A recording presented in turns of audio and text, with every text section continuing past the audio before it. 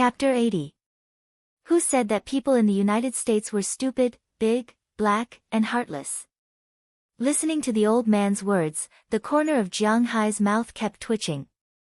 Well, in fact, Wuxia had a lot of people, especially in some big families.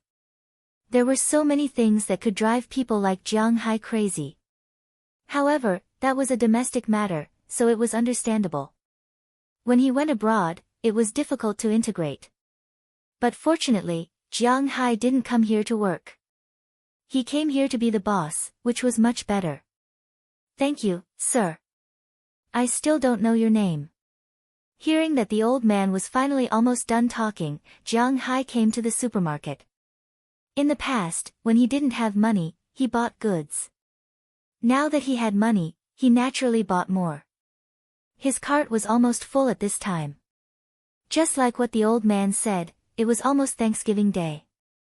He specially bought a whole turkey that had been cleaned up, a few turkey legs, a few turkey breasts, some corn, and pumpkins.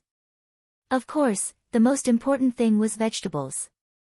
This was the main purpose of Jianghai coming here. In addition to collecting grass and hunting rabbits, he got a lot of wine. Originally, Jianghai wasn't very good with wine. In China, he drank 5 to 6 bottles of beer and then it was over. But after coming to the United States, he didn't know if it was because he often had meals together and drank a little. Now, he liked to drink a little. Especially in the afternoon, when he was leaning on the recliner, basking in the sun, reading novels, playing games, or watching TV, drinking a glass of cold beer, with some sauced beef, peanuts, and other snacks, the feeling was really good. Almost 70% of the beer that he got from Old Tony went into Jianghai's stomach. This time, he came to the supermarket to buy some wine. When he left, he would go to Old Tony to get a few barrels. Old Tony's brewed beer was much better than the ones he bought. And the beer he bought now was more for those outsiders. After all, who didn't have guests in their house? In addition to beer, there was a lot of foreign wine, whiskey, brandy, gin, rum, and so on. Jianghai bought some of them. These can be drunk by his cowboys and fishermen, especially now that it's winter, although they don't have to graze. But every day at the dock and the cowshed, it's also very cold. Drinking some spirits is good for their bodies, at least it will be very warm. As for the problem of getting drunk, Jianghai didn't think about it. At least these guys won't be so easy to drink too much. Oh, my name is Wallace Kirk, Green Forest's boss. Hearing Jianghai's words, the old man said with a chuckle. Uncle Kirk, you know me. Hearing the old man's words, Jianghai couldn't help but be stunned. Winthrop is not that big. There are not many yellow people here, and yellow people who don't look at the price when buying things are even rarer. At this age, wearing ordinary clothes, buying things without looking at the price, seems to be the only yellow person. Hearing old Kirk's words, Jianghai couldn't help but smile awkwardly.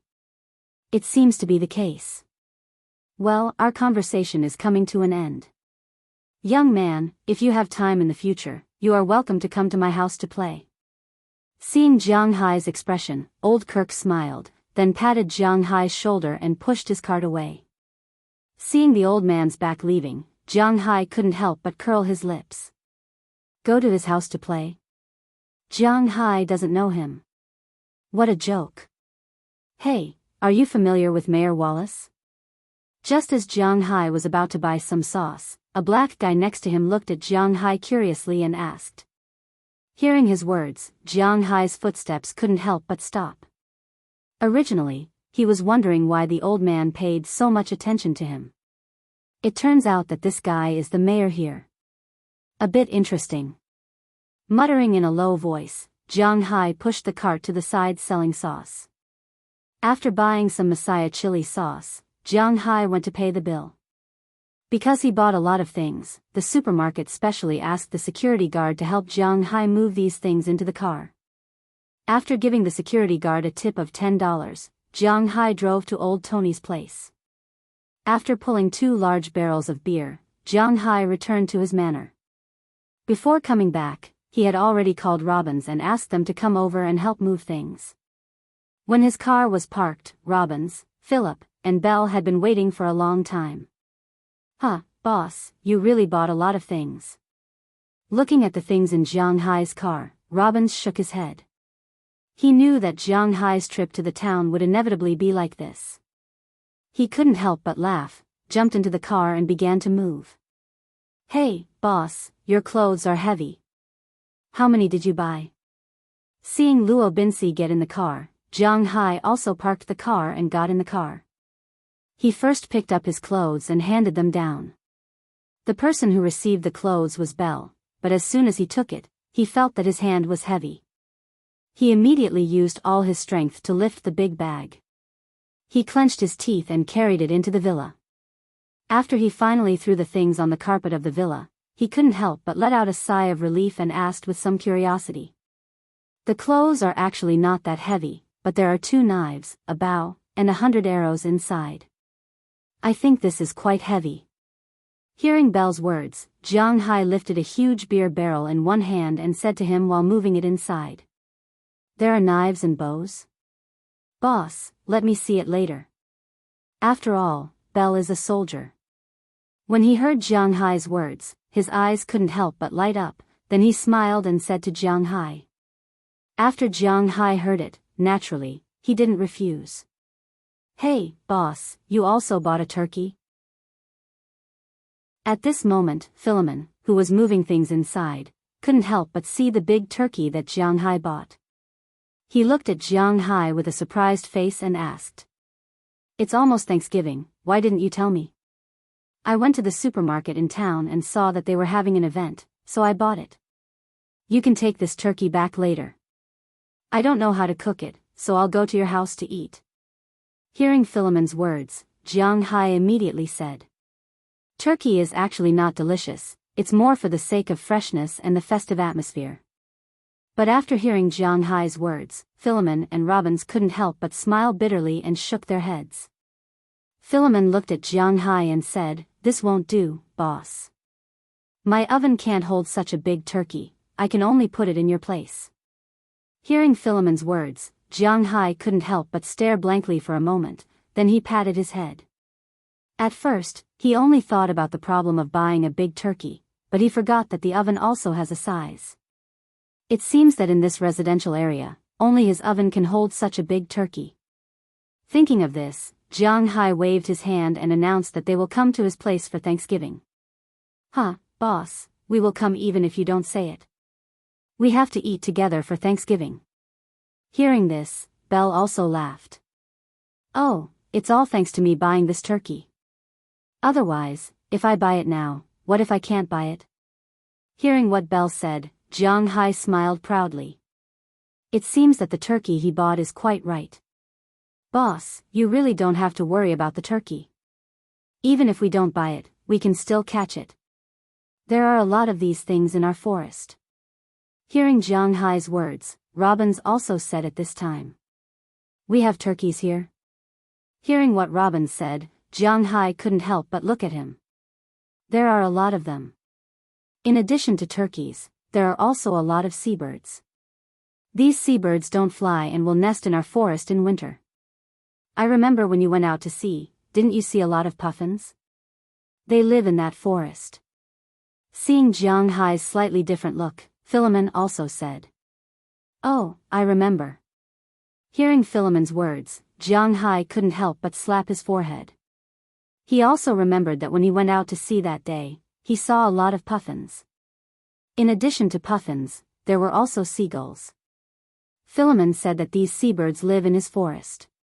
He listened carefully at first but then forgot. But can we catch the birds in the forest? Now that he remembered, Jianghai couldn't help but be interested. He looked at the people in front of him curiously and asked with a look of surprise on his face. Of course you can. Except for some protected birds, you have the right to dispose of all the animals in this manner, including those birds and the eggs of those birds. In that forest, there are at least dozens of turkeys. Every year before and after Thanksgiving, I will kill a batch to maintain the number of the woodland population. Seeing Jianghai's curious expression, Robbins also said to him, but he didn't say anything. He would sell the killed turkeys to subsidize the family. But even if Jianghu thought of this, he didn't point it out. After all, he only took over this manor for a few months. In a sense, the turkeys killed by robins didn't belong to his property at that time. Then let's go take a look later. Hearing what Robin said, Jianghu also felt a little itchy in his heart. He couldn't help but raise his head and look at the people in front of him eagerly. Okay, let's go take a look when we're done. Hearing Jianghu's words, Robins glanced at the weather outside. Today's weather was still very good. Although the weather outside was a little cold, the wind was not strong. The sun was warm and it was really a good time to hunt. Since Jianghu was interested in these things, they must go. Today's second update, continuously delivered. Chapter 81. In fact, the most suitable time for hunting was autumn, when the air was cool and the animals were accumulating energy for the winter. At this time, the animals were the most delicious and the fattest. However, apart from autumn, winter was also a good season for hunting. First, because the trees in a large area are withered, it is very suitable to observe the situation of the birds on the top of the trees. Second, the snow is soft and animals can't move quickly here, and they will leave enough traces that are easy to track. Third, many creatures have hibernated in winter, such as snakes, bears, and a large area of poisonous insects and ants have been frozen to death. These creatures, which are a great threat to humans, have disappeared, so many people like to hunt in winter. Jianghu didn't understand this before. He was a commoner in the country where wild boars are second-level protected animals. How could a commoner like him have ever hunted before? He hasn't even hunted a rabbit. Now that he suddenly said that he was going to hunt, it was impossible to say that he was not excited. What do we need to prepare? Hearing Luo Binxi's words, Jianghu immediately asked him anxiously. Actually, we don't need to prepare anything. After all, we're just playing in the woods of our manor. But if we're going to the mountains, we'll need to prepare more. Now, we just need to wear thicker clothes, carry weapons, and get a bag to store our prey. Seeing Jianghu's excited expression, Luo Binxi hesitated and decided to tell him the truth. Hearing that he didn't need to be armed so much, Jianghu was a little lost, but soon, he was pushed back by the spirit of going hunting. Then I will take a gun, and I will take this bow too. And this belt. Hearing Luo Binxi's words, Jianghu began to think about what he needed to bring. Hearing his words, Luo Binxi and others began to sweat on their foreheads. They really wanted to tell Jianghu that he didn't need to bring so many things because there were not many things in Jianghu's woods. After all, it was just an artificial forest, not a deep mountain forest. Although the woodland was not small, there were not many things in the woodland. Most of them were seabirds. After all, it was close to the sea. In addition to seabirds, there were only 7 or 8 kinds of terrestrial animals according to Luo Binxi's observations over the years. Squirrels, hares, turkeys, pheasants, otters, possums, foxes, and maybe a few raccoons. That's all, there were no other creatures. Not to mention wolves, bears, mountain lions, and American leopards, even lynx were not here. After all, although this woodland was a certain distance from the cowshed and the residential area, if there were large carnivores, it would be a threat to the people living here. Especially in the past few years, there was only Luo Binxi here. So Jianghu really didn't need to bring so many things. He really didn't want to go hunting in the mountains. But they couldn't say anything now. They couldn't keep pouring cold water on the boss, so these people consciously shut up. Boss, do you know how to shoot? For a while, the scene was somewhat awkward. At this time, Belle stood up and tried to change the topic. I really don't know. Fortunately, Jianghu didn't care about changing the topic, plus what Belle said had something to do with him. Then I will teach you. After Belle heard Jianghu's words, he couldn't help but smile and change the topic. Success. Then he walked to Jianghu's side and took out the folded bow from the wooden box. After repositioning it, he smiled and was ready to pull it, but unfortunately, as soon as he pulled it, he found that he had underestimated this bow. Huh, it's really hard. Whispering in a low voice, Bell smiled awkwardly and then pulled the bow with all his strength, but unfortunately, even with his full strength, the bow only pulled about 1/3 of the way, and it stopped moving. Impossible, is it really that hard? Seeing Bell's pale face, Robbins couldn't help but be interested. He walked over and took the bow from Bell's hands. He took a deep breath and pulled the bow. Unfortunately, even though he was bigger than Bell, he could only pull 1/3 of the bow before he couldn't pull it anymore. Robin's face was red from anxiety. Let me try. Seeing that Luo Binsi couldn't pull the bow, Philemon also ran over with a smile. Although Philemon is a black man, he has a big mouth and looks very weak, but in fact, he is not small, and the most important thing is that he is a black man. The difference between races is enough to scare people, not to mention this guy's size. But even so, he only pulled the bow a little bit, about 2/5 of the way, and he gave up halfway. In the end, the three of them turned their heads together and looked at Jianghu. The meaning in their eyes was very clear. What's the use of buying a bow that can't be pulled? Seeing the three of them looking at him, Jianghu couldn't help but look at them with disdain and took the bow from Philemon's hand. Jianghu pulled the bow with both arms, and in an instant, the three of them couldn't help but stare. Who the F***ck, so strong? My God. Son of a bitch. Cough, I didn't swear. Although they already knew that Jianghu was strong, they didn't think that Jianghu's strength could be so great.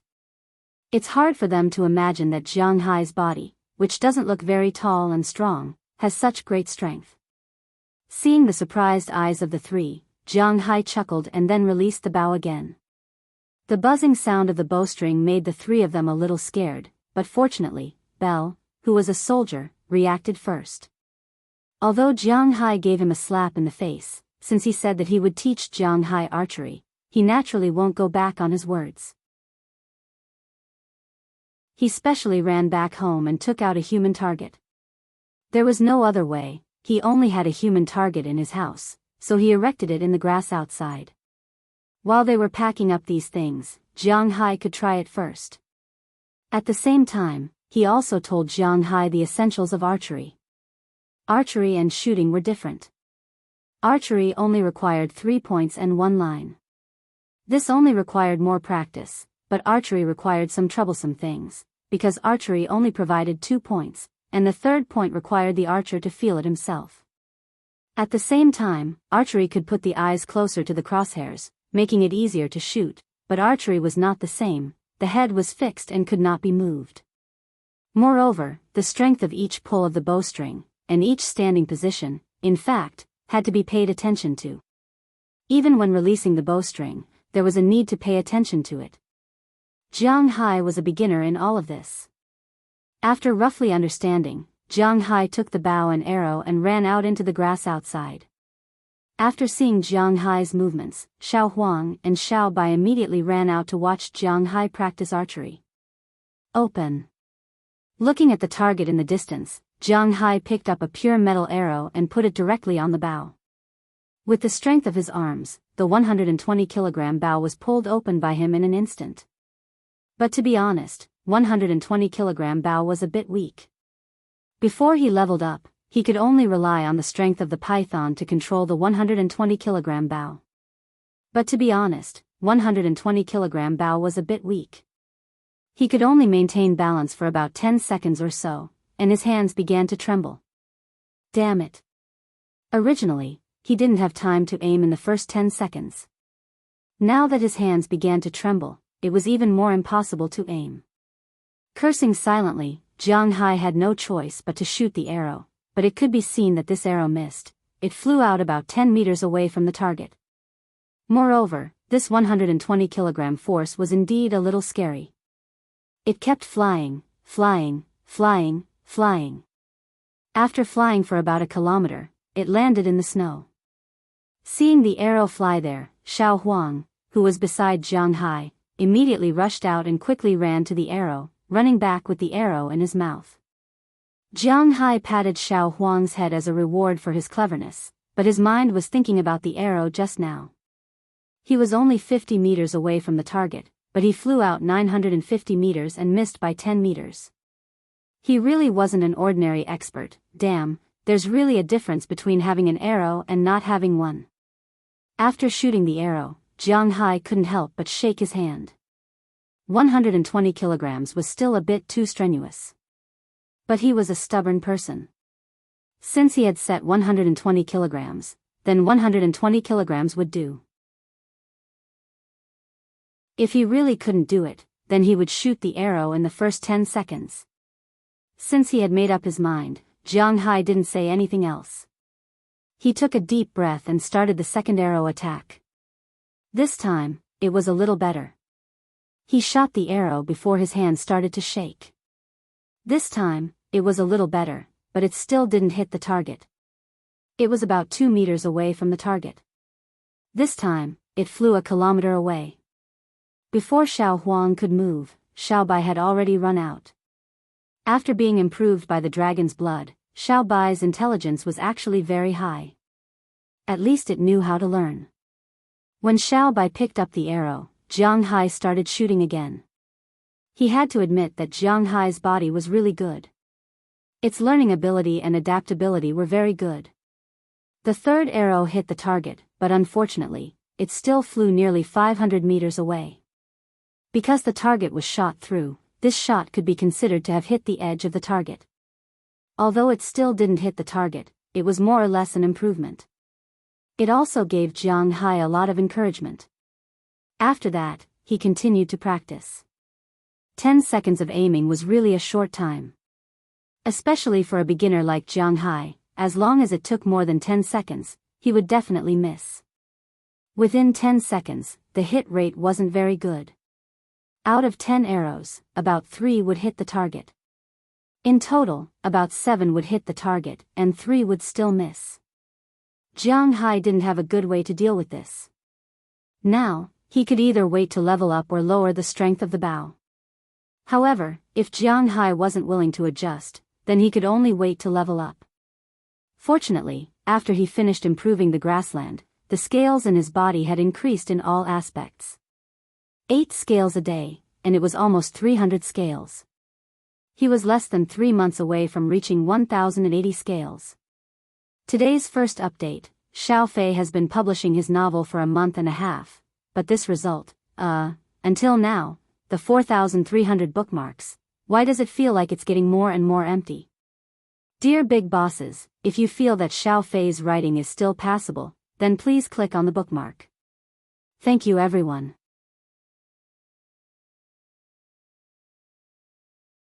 Chapter 82. Let's go. After having a good lunch at Philip's house, Jianghu waved his hand. Robbins and Belle, who had nothing to do today, followed him and drove Robin's modified snowmobile towards the distant forest. Because it was snowing, the snow on the entire pasture was more than 10 centimeters thick. Even if the cows were released to graze, they would need to consume more energy to do so. Of course, Jianghu's pasture wasn't like this, but Robbins and the others didn't know that.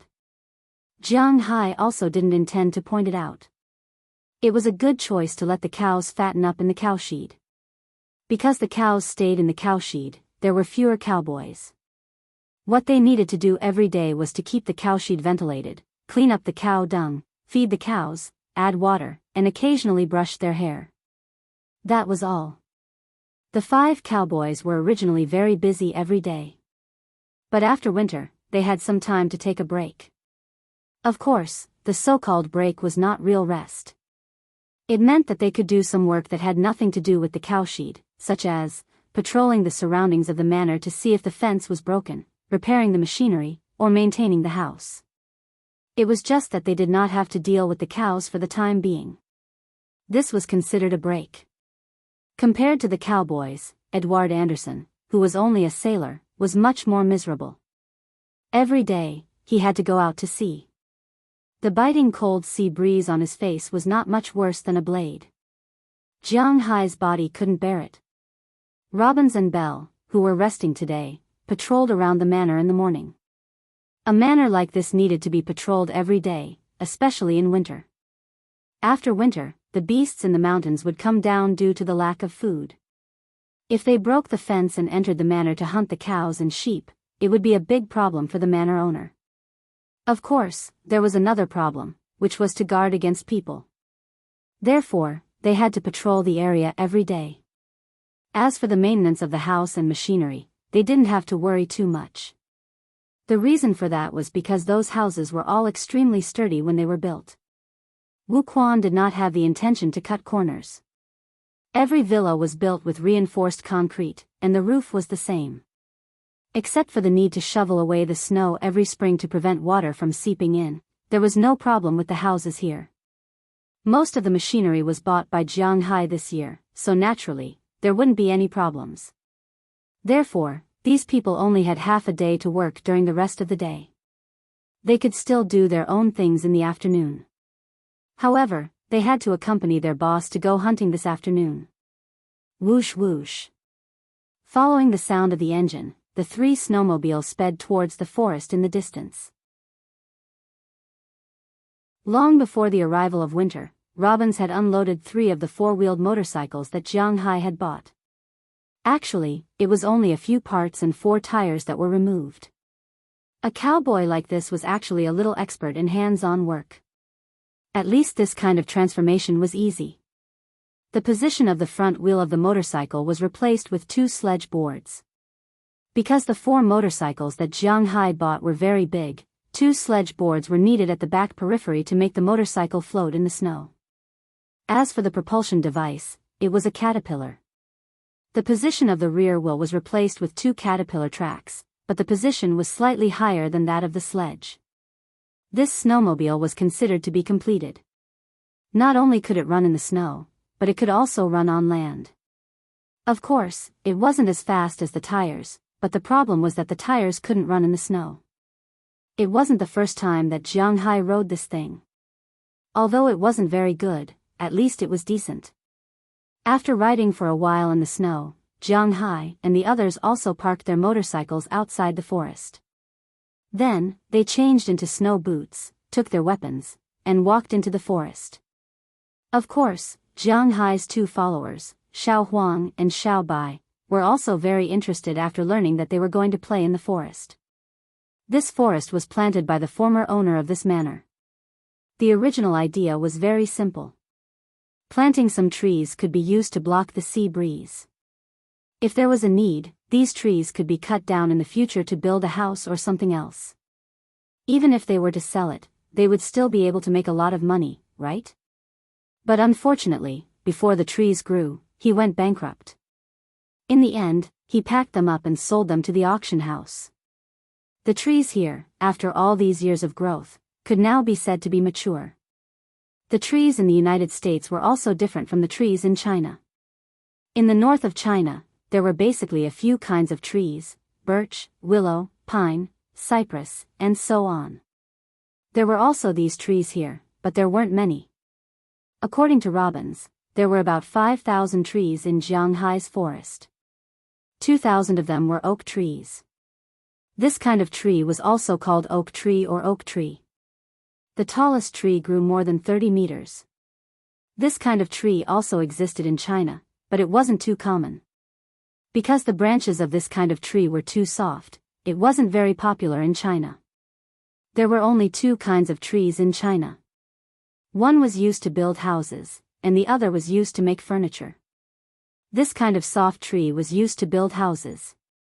The house would collapse if it was used to make furniture.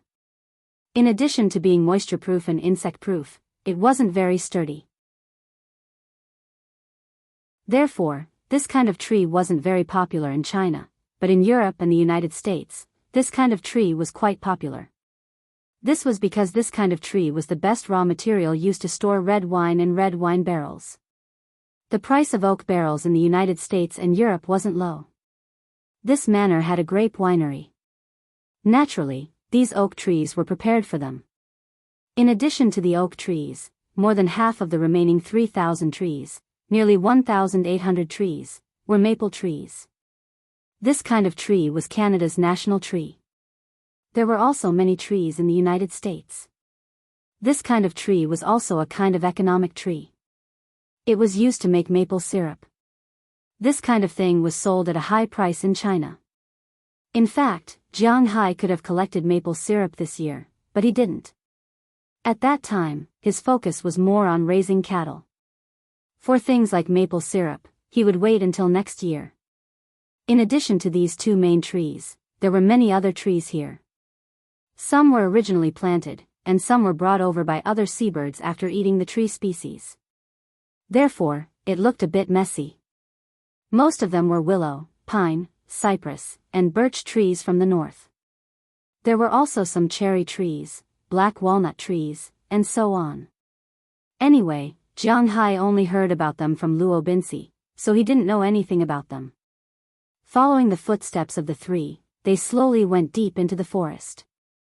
As soon as they walked in, Jianghu saw an animal. It was a squirrel. It was standing on the branch of an oak tree, looking curiously at Jianghu's group. Squirrels were very curious creatures. It was obvious that it hadn't seen people for a while, so it was very surprised. It was just a squirrel. Robins and Belle didn't care at all. Jianghu only glanced at it and then looked away. However, Xiaobai might have seen this thing for the first time. She squatted under the tree and looked at the squirrel. In the human world, looking at each other was a sign of politeness, but in the natural world, looking at each other was a provocation. Therefore, this squirrel that usually had almost no natural enemies and was the king of this small forest was angry. Squeak! With a roar from the branch, it also took out an oak fruit from the tree hole next to it. It used almost all its strength and threw the oak fruit at Xiaobai, who was staring at it under the tree. Phew! Bang! As the oak fruit flew more than 10 meters and smashed directly on Xiaobai's head, the squirrel was extremely proud. In its opinion, Xiaobai would definitely be scared away by this attack because almost 90% of the animals in this forest would be scared away by it. It believed that the impact of its attack was extremely strong. Unfortunately, this little guy who had never seen a dog before was going to suffer today. Roar, roar, roar. After being hit by the squirrel's oak fruit, Xiaobai was also angry and immediately roared. Hearing its roar, Jianghu and the others who were walking in front were shocked. They turned around and saw that Xiaobai was having a conflict with a squirrel. It left them speechless, but Belle still signaled Jianghu with his eyes to control Xiaobai. Otherwise, if it continued to roar, they would have to return empty-handed today. Although Jianghu was a rookie, he was not stupid. When it came to hunting, it naturally had to be quiet. Was it really okay to roar so openly? Therefore, he was about to turn back and tell Xiaobai to shut up, but before Jianghu could move, the squirrel on the tree saw that Xiaobai was not chased away by the oak fruit. It was also angry and took another rubber fruit and threw it at Xiaobai. Although Xiaobai already had the intention to dodge, it still dodged. However, this time, the oak fruit hit its back. Although it did not hurt, Xiaobai was still angry. This little guy actually dared to be so cocky in front of it. It really could not tolerate it. As Xiaobai roared, it directly scurried towards the tree, but it forgot that it did not know how to climb trees. Therefore, its body slammed heavily into the tree. Although it was dazed from the collision, its weight of more than 100 kilograms was perfectly applied to the tree. This collision caused the oak tree, which was not thin, to sway. At that moment, although the squirrel standing in the branches hadn't been shaken down, it had given it a fright. After the fright, it flew into a rage out of humiliation. This big black monster actually didn't dare to resist. This made the squirrel very unhappy, so it prepared to continue going back to get the acorn to teach it a lesson. However, before it could return, the force of the shaking shook off a pile of snow at the top of the tree. Today's second update is continuously delivered. Please help me collect it. Thank you.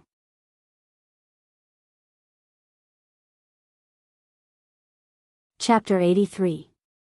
Hua. Lie. Bang. At this time, Jianghu had just arrived under the tree. He glanced at the stunned Xiaobai and could not help but smack its head in anger and laughter. Does it think it's a cat? It still wants to run up the tree? Is it crazy? It turned out that the Caucasian's IQ was indeed a bit problematic. Even after eating Jianghai's blood, it could not help but act like an idiot. Just as Jianghai was about to pull Xiao Bai to the side, a burst of snow fell from the tree. This made Jianghai shrink his neck. When he raised his head and looked at the top of the tree, he happened to see a piece of snow falling from the tree. However, the direction was not toward him, but toward the squirrel that was about to go back to get the acorn. The squirrel did not consider the problem of disaster falling from the sky. When it reacted, it was already scared silly. It only saw a snow mountain. Well, to it, it was indeed a snow mountain. It crashed directly toward it without giving it any chance to resist. The snow mountain had already hit its head heavily and then smashed it into the snow pile under the tree. Seeing this scene, Little Yellow immediately rushed over and dug in the snow. He picked up a little fat squirrel that was still covered in snow. However, it was obvious that although the squirrel was still alive, it was also stunned by the fall. Its eyes were wide open, and its little mouth was open. It looked at Jianghai and the two big dogs in front of it in surprise. Jianghai took the squirrel from Little Yellow's mouth and said angrily, "You're really lucky. If it were not for the thick snow pile on the ground and the fact that it was wrapped in a lot of snow, this would have been enough to turn the squirrel into a meat patty. It would not be like now where it was just a little stunned from the fall. Oh, this is a snow squirrel. It can be considered our first prey." Seeing the change here, Robbins and Belle also walked over. Robbins could not help but laugh when he saw the fat squirrel in Jianghai's hand. Of course it is. Why wouldn't it be counted? Anything that is in my hands is mine. Hearing Robin's words, Jianghai, who originally did not want to take the squirrel, suddenly nodded. Jianghai's thinking was somewhat different from the average person. When ordinary people saw animals, the first thing they thought of was whether the animal was dangerous or not. If it was not dangerous, they would be curious. Some people were sympathetic or overflowing with love. They would even make a fuss about whether the animal was cute or not. When Jianghai saw any animal, other than humans, his first thought was whether it was delicious or not. Whether it was dangerous or not was secondary. What was most important was whether it was tasty or not. This was just like the shark that he caught. Robbins and Ai Hua considered the danger, while he was thinking about shark fins and shark's meat. Although he did not eat it, it was because he had a relationship with it. It was not easy to kill it. As for this squirrel, Jianghai's first thought was whether it could be eaten. He remembered that squirrel meat seemed to be quite delicious. However, after confirming that it could be eaten, Jianghai curled his lips. It was too little. A squirrel, including its skin and bones, was only a little more than a catty. It might not even be 2 catties. This bit of meat was not enough to fill the gaps between his teeth. However, in the principle of not leaving empty-handed, he decided to take this little guy back. Hearing Jianghai's words, Robbins and Belle both chuckled and turned to walk into the depths of the forest. Jianghai put the squirrel in a small bag at his waist. This small bag was empty. Originally, Jianghai was going to use it to store some fungus. Westerners and Americans did not eat fungus, but Jianghai wanted to eat it. This thing was to clear the lungs. However, if he wanted to buy it here, except for some supermarkets in Wuxia, the general supermarkets did not have it. The most important thing was that the things in Wuxia's supermarkets were expensive. It was at least several times more expensive than the ones sold in China. It was not suitable. So when Jianghai heard Robin say that there were fungus here, he was going to bring some back in a small bag. But now, he had to store it first. After stuffing the frightened squirrel into the small bag, Jianghai continued to take the 2 dogs to follow Belle and Robbins into the forest. But before leaving, he specifically told the 2 dogs to never bark. Then the 3 people and 2 dogs quietly walked into the forest. Not long after, Belle, who was walking in front, waved his hand and motioned everyone to stop. Although Robbins had lived here for many years, Belle was better than him when it came to hunting. As Belle waved, everyone stopped. Then Belle pointed in a direction. Looking in the direction of Belle's finger, Jianghu and Robins could not help but see in the distance, about 40 meters away in a clearing in the forest. At this time, there was a group of spotted pheasants, foraging in the snow. Seeing these spotted pheasants, Luo Binsi couldn't help but curl his lips. He thought it was something special. He had seen this kind of pheasant before. This kind of pheasant didn't grow very big. The biggest one was a pound. After removing the internal organs, feathers, and bones, the meat was considered good. Although the meat was good, the taste wasn't very good. What was there to eat? Thinking of this, he could not help but turn his head and was about to tell Jianghu that they were going to catch a turkey or something. But when he turned back, he found that Jianghu's eyes were shining. No, they were burning. Fei, wyvern. Looking at the spotted pheasants in front of him, Jianghu lowered his voice and whispered. His trembling voice showed his extremely excited thoughts. He originally came here just to catch some turkeys, or other birds, rabbits, and so on. He would go back and have a good meal, but he never thought that there would be a wyvern in his forest. Root? Where? Hearing Jianghu's words, not to mention Robin's, even Belle was shocked. There is no Wuxia dragon in European and American languages. The word long is also called wolf in English, not dragon, so Jianghu did not say dragon in Chinese, but dragon root. When they heard this word, Belle and Robins were dumbfounded. How could there be a wyvern in hunting? Cough, that kind of pheasant is called wyvern in our country. There is an old saying in our country, dragon meat in the sky, donkey meat on the ground. These guys are a rare delicacy. Seeing the surprised look of the two, Jianghu smiled awkwardly, then licked his lips and said excitedly. Donkey? People in your country still eat donkey meat? However, when they heard Jianghu's words, Robins and Belle frowned. Americans rarely eat strange meat. Basically, they only eat chicken, fish, beef, and mutton. They rarely eat pork. Now that Jianghu opened his mouth and asked for donkey meat, they couldn't help but frown. Americans rarely eat meat. Don't talk nonsense. You don't understand the delicacy of donkey meat. Compared to donkey meat, horse meat is actually delicious. Forget it. Looking at your faces, I know you haven't eaten it before. Help me catch this bird. Hearing their words, Jianghu subconsciously explained, but when he saw their faces become even more strange when he mentioned horse meat, Jianghu couldn't help but roll his eyes at them. He has never seen a foreigner in the city, but now, the most important thing for him is to catch these wyverns. Hearing Jianghu's words, the two didn't say much and walked slowly toward these wyverns from both sides. Little Huang, who was beside Jianghu, also gradually lowered his body at this time, blending with the surrounding snow, and slowly sneaked toward those wyverns. As for Xiao Bai, although it is similar to Little Fool, it is eager to learn and also sneaked over like Little Huang. As for Jianghu, he slowly walked forward, licked his dry lips, and stared at these guys. After waiting for about 10 minutes, Belle sent a message that everyone is ready. Under Belle's signal, Little Huang directly jumped out of the snow, followed by Xiao Bai. As for Jianghu, Belle and the other two, they immediately ran out. These wyverns clearly didn't think that they would be caught, because they have been breeding in this small forest for several generations, and no one has ever caught them, so their reaction was a little slow. It was only when Little Huang, the first to jump out, grabbed a wyvern with his mouth and 2 claws that these wyverns reacted and fled, but unfortunately, it was too late. Xiao Bai jumped out and bit one wyvern. At this time, Belle, Jianghu, and Luo Binsi also rushed into the flock of wyverns.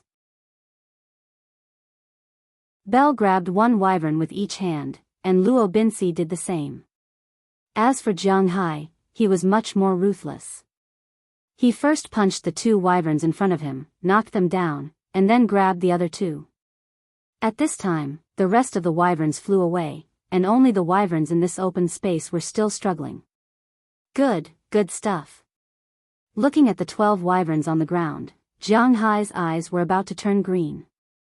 Without saying anything, he directly picked up a rope and tied their feet. Of the 12 wyverns, only the one that Xiao Bai bit was dead, and the others were still alive. This was a good thing for Jianghu. "Boss, this thing doesn't have much meat, is it really delicious?" Seeing Jianghu happily tying the wyverns, Luo Binsi helped and asked curiously. He had caught this thing before, but the taste was really not good. "This thing is not for eating meat, it's for drinking soup." "Sai, you don't understand. When I go back, I'll make it, and you can try it." After tying up all the birds, Jianghu happily tied them to the backpack behind him and excitedly said, "Thank you, Brother Zhao." For drinking soup.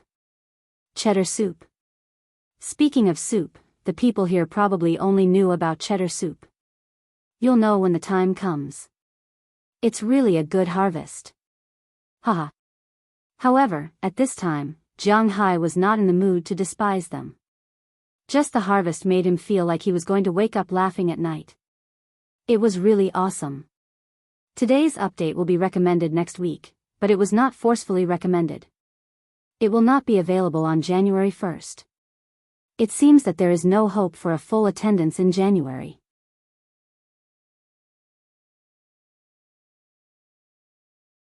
Chapter 84. Hazel grouse, commonly known as flying dragon, is also known as tree pheasant and tree hazel grouse in the northeast of Wuxia. It is currently a Class 1 protected animal in Wuxia. It belongs to the order grouse. There are 3 species in the world. They are hazel grouse, and shawl grouse. In fact, the flying dragon that everyone usually talks about refers to the hazel grouse. This kind of hazel grouse is most widely distributed from the western end of Eurasia to the Navia Peninsula in Stan, Spain, Russia, the northeast of Wuxia, and the North Sea region of Japan. The so-called flying dragon refers to this kind of hazel grouse, and the hazel grouse is a specialty of Wuxia. It is only distributed in several provinces such as Shu, Gansu, and Qinghai. Although it is the same genus, the taste is completely different. In fact, the wyverns that Jianghu caught can also be considered as pseudo-wyverns. This is because this bird is not a hazel grouse, but a shawl grouse, also known as shawl grouse. This bird is a specialty of the United States and Canada. However, it is obvious that no one hunts this bird in these 2 places. The taste of this kind of bird, to be honest, is not as good as a real flying dragon, but it is almost the same. At least for a foodie like Jianghu, it is naturally delicious. After tying the birds to their backpacks, the group continued to walk into the forest. As they walked into the woods, Jianghu and the others found that there are really many animals here. Looking at the footprints in the snow, it is not obvious that there are a lot of pheasants, hares, and even foxes here. Jianghu even saw foxes, but this kind of creature that needs to be eliminated in domestic farms doesn't need to be taken care of here. Because Jianghu mainly raises cows and fish, the calves are better than foxes when they are born. This is inevitable. So in everyone's opinion, foxes are not a threat to humans. After all, before Jianghu came, they did not raise chickens here. Speaking of which, Jianghu had been tricked by that old man last time. After buying a few chickens back, things had been pretty good recently. Usually, he was too lazy to kill chickens to cook, so he just raised these chickens. The cabin was very sturdy, and the fishing net was also very tight, so these fellas couldn't get out. After a few days of adaptation, Jianghu found that these fellas had started to lay eggs. Although he was too lazy to kill chickens to eat, the eggs were pretty good. The most important thing was that Jianghu almost raised these chickens in a free-range manner. He didn't feed them anything. Their main food source was grass seeds and the insects in the grass. To be honest, these grass seeds and insects were all related to Jianghu's blood, which made these chickens very energetic. They laid more eggs, and they were bigger than ordinary native eggs, but they tasted better. This time, Jianghu was a little reluctant to kill these chickens. It was good to keep them to lay eggs. As for the fox, it was still the same sentence. There was no need to consider it. Don't think that the dogs in Jianghu's manor were only used as cattle herds. They might not be able to fight against large animals, but they were good at dealing with foxes, weasels, and the like. So when they saw these things, Robins and Belle didn't plan to make a move. These foxes were more useful than killing them because they would maintain the ecological balance in this forest. If they died, then rabbits, pheasants, and the like would proliferate. Although the birds among the seabirds could also help to solve some problems, these birds could only catch adults. They couldn't dig out the nests, and there was no way to prevent the birth of cubs. This couldn't maintain the ecological balance. After all, the death of cubs was a very important part in nature. Of course, if someone had a child, they had to kill it. You know, foxes would eat children. As for rabbits and ordinary pheasants, although Jianghu was very interested in these things, it was obvious that Robins and Belle weren't interested in these things. As mentioned before, the Americans didn't eat game because they were afraid of parasites in the game. In addition, they didn't eat rabbit dishes, and to be honest, if they didn't know how to cook, rabbit meat wouldn't be easy to get. In Jianghu's memory, the best place to eat rabbits was Sichuan, Wuxia. The rabbits there were the best. Because the rabbit itself had no taste, it would taste whatever it was cooked with. That's why the spicy and fresh taste made it delicious. Dry pot rabbit and soup rabbit tasted very good, unlike Bingcheng, where the rabbits were basically stewed and smoked. To be honest, the taste was very ordinary. At least, Jianghu wasn't willing to eat these things. Now that he saw these rabbits, to be honest, Jianghu was also a little envious. But considering that the snow was so cold, and Robins and Belle had helped him catch so many wyverns, he was a little embarrassed to ask them to help him catch rabbits. So he could only say goodbye to these guys for the time being. Along the way, Robins and Belle also looked around. Not long after, they found their target this time, turkeys. Jianghu also looked over, but when he saw them, Jianghu couldn't help but frown. At this time, in the open space in the forest, there was a group of turkeys leisurely walking around. It can be seen that they were the same as the hazel grouse that Jianghu caught. These things also came in groups, but these turkeys were really ugly. Their black, fat, and short bodies were like a tank, and their drooping necks made people feel a little disgusted. Turkeys and vultures looked very similar, and they were equally ugly. But in the United States, they liked them very much. It really made people speechless. Jianghu had only seen dead turkeys before. This was the first time he saw a living one. But after seeing it once, he didn't want to see it a second time. Robins and Belle didn't know Jianghu's thoughts at this time. Since they came, they were going to catch 2 turkeys back. Jianghu's turkeys were the biggest. They were going to go to Jianghu's house to eat during Thanksgiving. As for the turkeys they caught today, they could kill them in the evening. Although turkeys weren't as delicious as beef, they were still quite delicious for cowboys who weren't picky about food. Thinking of this, the 2 men looked at each other and then took out their guns from behind. The guns used by the 2 men were shotguns, but they weren't loaded with deer pellets. With one shot, not to mention the turkeys would be crushed. The lead pellets that were shot into the turkeys couldn't be dug out at all. So generally speaking, unless they were dealing with some large prey such as elk or bears, they wouldn't use deer pellets to hunt. Now they were using ordinary small lead pellets. There were only 3 lead pellets in each pellet. This kind of pellet wasn't very powerful, but it was perfect for hunting turkeys. The 2 men aimed at a turkey each. As they adjusted their breathing, the 2 pulled the trigger almost at the same time. Bang bang, 2 turkeys instantly fell into a pool of blood, and the rest of the turkeys fled like ostriches. In addition to them, the sound of gunshots startled more birds nesting in the branches. With a burst of shrill bird calls, the flock of birds flew straight from the branches. Jianghu couldn't help but open his mouth wide, but then he thought of something and immediately closed his mouth. If a bird shit at this time, he would open his mouth wide. Well, it would be more reliable to keep his mouth shut. Just as Jianghu was looking at this shocking scene, he suddenly saw 2 thieves flying crookedly from a bush in the distance. Needless to say, these 2 guys were doing something just now, but because they took off from the ground, they couldn't control their balance when flying. When they flew near the canopy, they were still a little crooked. One of the wings accidentally scratched one of the big tree's nest, and then the big tree's nest fell from the branches. Fortunately, the nest was fluffy, and there was a lot of snow where the nest fell. So it only shook a little, and the nest didn't break. Seeing this scene, Jianghu couldn't help but walk over. As for Robins and Belle, they were dealing with the turkeys they hunted at this time. Walking to the side of the nest, Jianghu was surprised that there was something in the nest. At this time, there were 2 broken eggshells in the nest, and a bird with gray fluff. It looked like a black chicken, but it was much smaller than a black chicken. Jianghu looked at the bird in front of him and couldn't help but be stunned. It wasn't because he recognized the species of the bird, but because it's so ugly. Squatting down, Jianghu picked up the bird from the nest.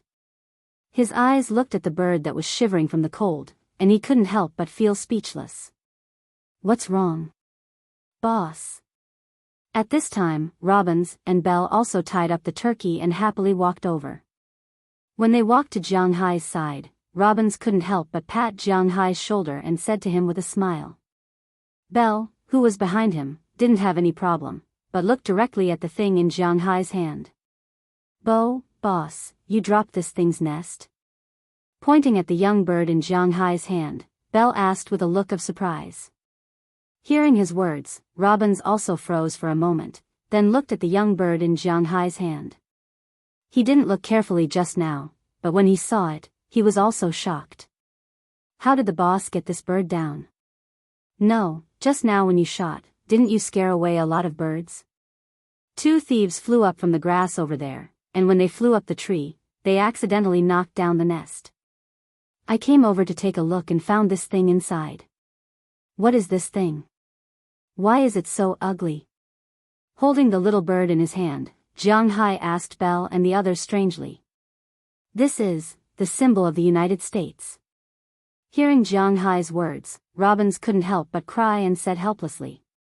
Today's second update, the editor told Little Fei that it was still early, but Little Fei has already posted 260,000 words. It seems to be a bit fast, so it can only be changed. From Monday to Friday, when there are many people, it will still be 2 updates, Saturday and Sunday, depending on the situation. It may be 2 updates, or it may be 1 update. There are a lot of manuscripts, but it can't be published.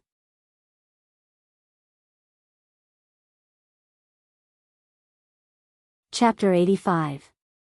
You said this is a bald sea eagle? Don't lie to me, I've seen the bald-head sea eagle. In the picture, the bald-head sea eagle is very handsome. How can it be as ugly as it is now? While playing with the clown bird in his hand, Jianghu said to Bale. It's really a bald sea eagle, the national bird of the United States. Our squadron accidentally shot down a nest with this thing in it. Although we later sent the nest back, it was still a virgin. Hearing Jianghu's words, Belle said helplessly. Hearing his words, Jianghu couldn't help but look at the bird in front of him. Is this really the national bird of the United States? But at this time, they should have migrated. Why is there still a young bird here? Rubbing his chin, Robins couldn't help but ask strangely. Every country has its own national symbol animal. For example, in Wuxia, the most famous animal is naturally the panda, and in the United States, the most famous animal is this bald sea eagle. Since 1782, the United States passed legislation to make the bald sea eagle the national bird of the United States and the symbol of the United States. The status of the bald sea eagle has always been high in the United States.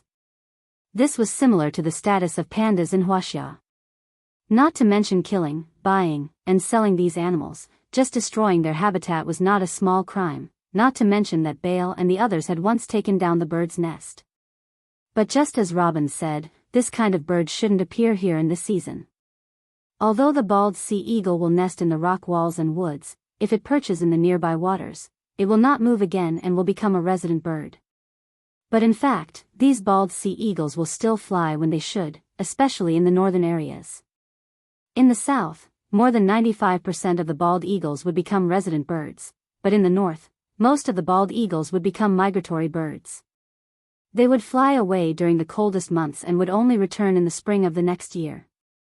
So Robins is a bit puzzled. Shouldn't these birds have flown away? Why is there a nest now, and there is a young bird in the nest? This made Robins, an old man here, a little puzzled. The bald eagle had once faced the threat of extinction.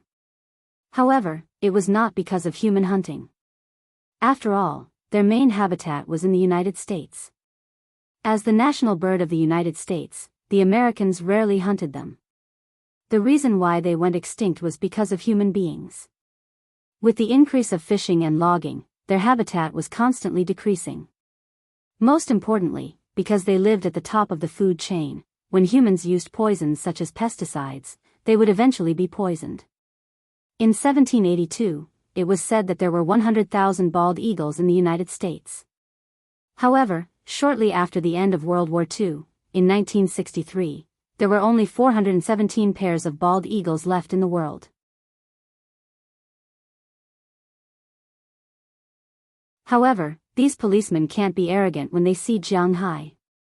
After all, these guys owe Jianghu a favor.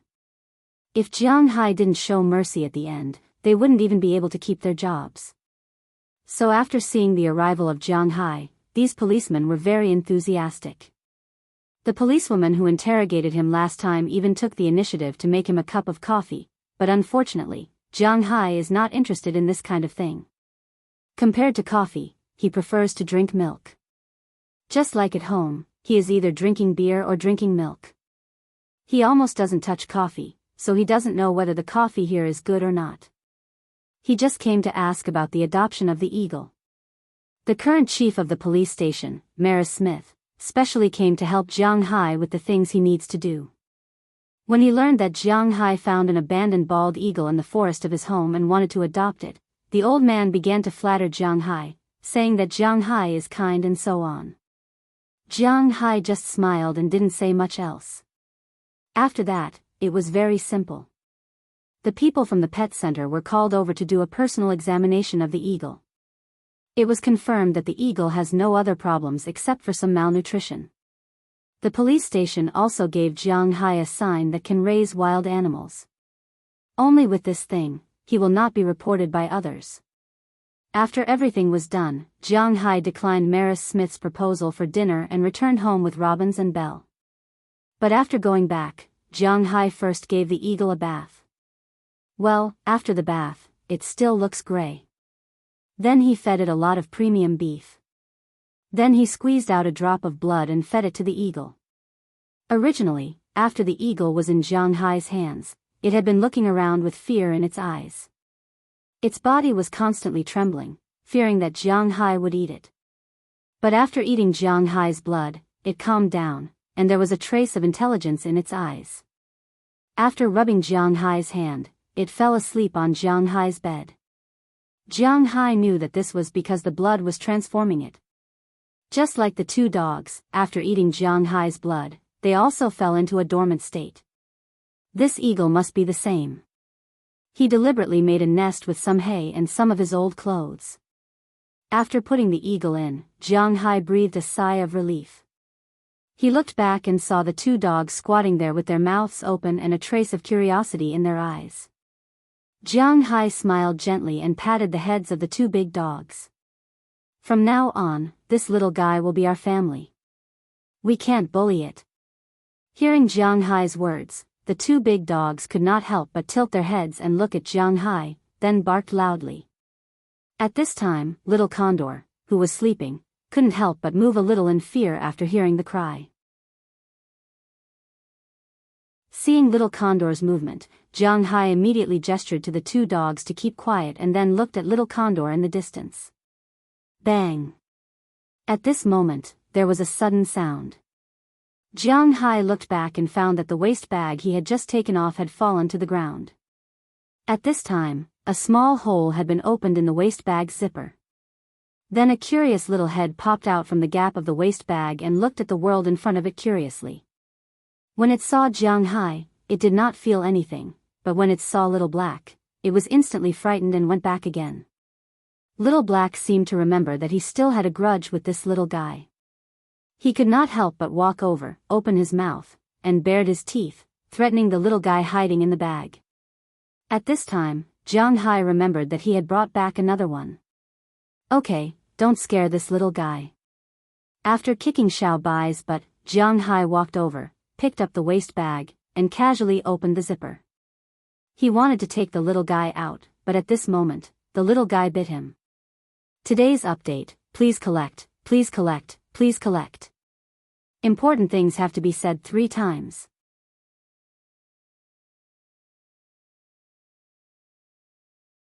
Chapter 86.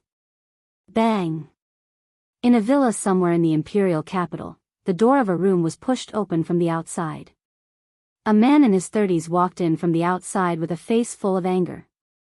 As the door was opened, a dazzling ray of sunlight shone into the room. This made the man who was originally nestled on the bed couldn't help but powerlessly cover his eyes with his hand. Because in this room, it was pitch black at this time. Even the curtains in the room weren't pulled open. Looking at the man in front of him, the man who came in couldn't help but curse in his heart. Then, he walked to the window next to him and pulled the curtains open again. "What are you doing?" More sunlight pierced in, which made the man on the bed couldn't help but roar angrily. He rubbed his hair that was like a chicken's nest and sat up from the bed all of a sudden. He looked at the man in front of him with a face full of anger. "You're still alive. I thought you were already dead.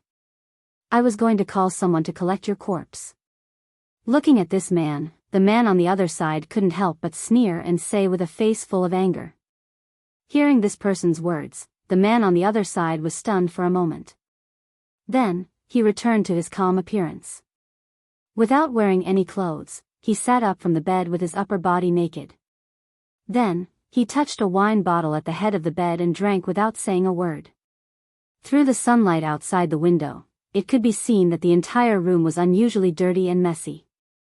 Clothes, food, wine bottles, garbage, were thrown everywhere. But this man didn't seem to care about these at all. He just opened his eyes and started drinking again. "You still have the nerve to drink." Seeing this man's appearance, the man on the other side was even more angry. He took a step forward and slapped the wine bottle in his hand away. Seeing this person's appearance, the man lying on the bed couldn't help but be angry. He instantly stood up, grabbed the man's collar with both hands, and looked at him with red eyes. "I'm not drinking, what can I do if I don't drink?" Facing the man in front of him, the man roared loudly. "What do you want to do? Fulfill your responsibility as the second young master, and don't be so drunk all day." Staring at the man in front of him with red eyes, the man said word by word. "Responsibility? Bullsh *T responsibility. The last time you said this, you asked me to betray the woman I love the most. What business? Bullsh *T business. You took her away from me forever. Now you want to talk about responsibility with me? What do we have to talk about?" Hearing this man's words, the man roared loudly as if he had gone mad. "Don't say those useless things to me. I'm doing this for my family. If I'm given another chance, I'll do it again. And if it weren't for you, the Qi Group would have become a subsidiary of our company long ago. It wouldn't be like this now. Do you know how much the woman in your heart has just made us lose? 500 million yuan, a whole 500 million yuan. With 500 million yuan, how many women can you find?" Hearing the man's words, the man opposite him roared in anger. He pushed the man away with a cold look on his face. "Don't fantasize anymore. That woman is already married. I'll give you 5 minutes to take care of yourself. Father and I will wait for you in the hall. This time, don't let us down again." Adjusting his tie, the man said coldly and then left the room. At this time, the man lying on the bed slowly stood up like a walking corpse. But from his trembling hands and lifeless eyes, it could be seen how unwilling he was. "Dad, I took back that project." At the same time, in the president's office of the Qi Group, Qi Li was smiling and stroking a family photo. This family photo was taken when she had just returned from studying abroad. There were a total of 5 people in the photo. Qi Li's parents, and two sisters who looked younger than Qi Li. These two were Qi Li's younger sisters. However, Jiang Hai had never seen these two people before. He only heard that the elder sister was not born to Qi Li's mother. Men became bad when they were rich, so they had an illegitimate daughter. They only brought her home when she was 10 years old. Since childhood, the relationship between her and the Qi family was not very good. Later, because Qi Li angered her father to death, they broke off contact with her. At this time, she was doing some research in the United States. The younger sister was only 20 years old this year. Jiang Hai had seen her once when she was young. She had been weak and sick since childhood and couldn't stand the bumps in the road. It could be said that the pressure of the Qi family was now on Qi Li's shoulders. Next, we'll have to face the Yin family's counterattack. After a long while, Qi Li put the photo back on her desk. Then, she took off her shoes and curled up on the sofa behind her like an injured bird. It was hard to imagine that President Qi, who was incomparably tough in front of others, could have such a weak side. Of course, this had nothing to do with Jiang Hai. It was said that husband and wife were birds in the same forest. When disaster struck, they would fly away separately. Moreover, Jiang Hai did not think that they had been husband and wife for even a day. After all, for more than a year, except for when they changed their wedding rings, Jiang Hai had not touched anything else. However, this was quite in line with the current requirements. Holding hands was not allowed to be described. At this moment, Jiang Hai was lying on his bed and looking in the distance at the little condor and the snow squirrel, who were fighting over a nest. It had been 4 days since he went hunting. After being bitten by the snow squirrel that day, Jiang Hai had no choice but to bleed again. The squirrel's front teeth could even bite open acorns, let alone Jiang Hai's skin. Originally, he had not thought of raising this fella. This time, he had to raise it even if he did not want to. After 2 days, these two fellas finally digested Jiang Hai's blood. After being nourished by the blood, these two fellas were much more intelligent than before. As they became smarter, their strength and bodies were also slowly changing. At least in terms of physical strength, Jiang Hai was ashamed of his inferiority. For example, snatching nests. This was what they were most willing to do at the moment. At first, Jiang Hai interfered, but then he gave up. He let these two little guys snatch the nests. As long as they didn't lose their lives, he was too lazy to take care of them. As for the two new guests, Jiang Hai had already given them names yesterday. The young white-headed sea eagle, Jiang Hai called it chirp chirp because its chirping sound was chirp chirp chirp chirp. As for the snow-ground squirrel, what was it? Squeak squeak? Impossible. How could Jiang Hai, who was so good at naming, have such an old-fashioned name like squeak squeak? Therefore, Jiang Hai named it Front Teeth because he could see the snow squirrel's big front teeth at a glance. Jiang Hai still liked these two names very much. It was very suitable, wasn't it? After the two fellas woke up, Jiang Hai spent a day settling them down. Of course, it was mainly to feed them. Then Jiang Hai discovered that it had started to snow outside. At first, it was only a light snow, but after Jiang Hai had dinner at Mrs. Philemon's house, the light snow turned into a moderate snow, and when he woke up this morning, the moderate snow turned into a heavy snow. Boston really loved snow. Snow was the same as rain.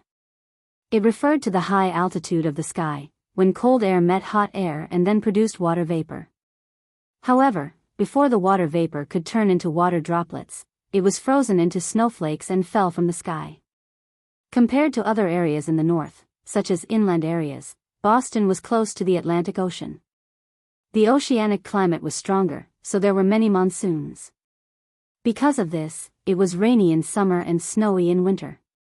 Moreover, the wind was not small. This snow lasted for an entire day. It was light for a while, but after lunch, it became heavy again. Humans are very lazy creatures. Take Jiang Hai for example. When it snows or rains, he doesn't want to move. When he saw so many snowflakes this morning, he was already unwilling to move. In the morning, he endured his laziness and went to the stable to get some fodder and carrots for Great Xia. After that, he didn't go out. He even made lunch at home. Now, it was almost night, but the wind and snow outside didn't seem to have any intention of stopping. It was really boring to stay at home on a snowy day, especially since he was already very bored. He lay there every day like a stinking salted fish, watching anime, watching TV, watching American dramas, watching the NBA, and playing games. A day passed just like that. When it wasn't snowing, Jianghu would go out to exercise. Now that it was snowing, he felt that his laziness had grown again. Now, he was so bored that he was watching chirps and die teeth fight for a nest. It was obvious that this salted fish was almost done drying. Bang, bang, bang. At this moment, there was a knock on the door. Jianghu stood up curiously and looked out from the window. He saw Philemon standing outside the door with a box. "Wait for me." Seeing that it was Philemon, Jianghu yelled at him, then ran downstairs and opened the door. Phew, the snow outside is so heavy. I guess there's going to be an early warning in Boston. As soon as the door was opened, Philemon flashed in. When Jianghu took the box in his hand, he kept patting the snow on his body. "We're not in Boston. No matter how heavy the snow is, it has nothing to do with us. Let's just wait for the snow to stop and then clear the snow." "What's inside? Is it food?" Hearing what Philemon said, Jianghu chuckled, then shook the box in his hand and asked strangely. Hearing Jianghu's words, Philemon couldn't help but laugh. "Yeah, my wife specially made this for you. She said that you can't take the money and not work. While it's still hot, I brought it over." Hearing Jianghu's words, Philip also smiled and said. Hearing his words, Jianghu's heart couldn't help but feel moved.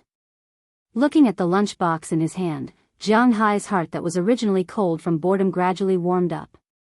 Today's second update, continuously delivered.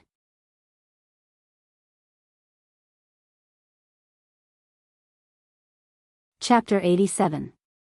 My wife said that you can eat whatever you want at home at noon. If you eat whatever you want at night, she will be too embarrassed to charge you. Watching Jianghu devouring the stewed beef in the lunchbox like a whirlwind, Philemon said with a smile. Hearing his words, Jianghu also smiled. No matter what the reason was, in such a cold day, there was someone who was thinking about him. This was also a warm thing in his heart. In the past year, he had been used to being alone. During the new year, he was by himself. During the holidays, he was by himself. When it came to doing things, he was by himself. His friends also had their own things to do.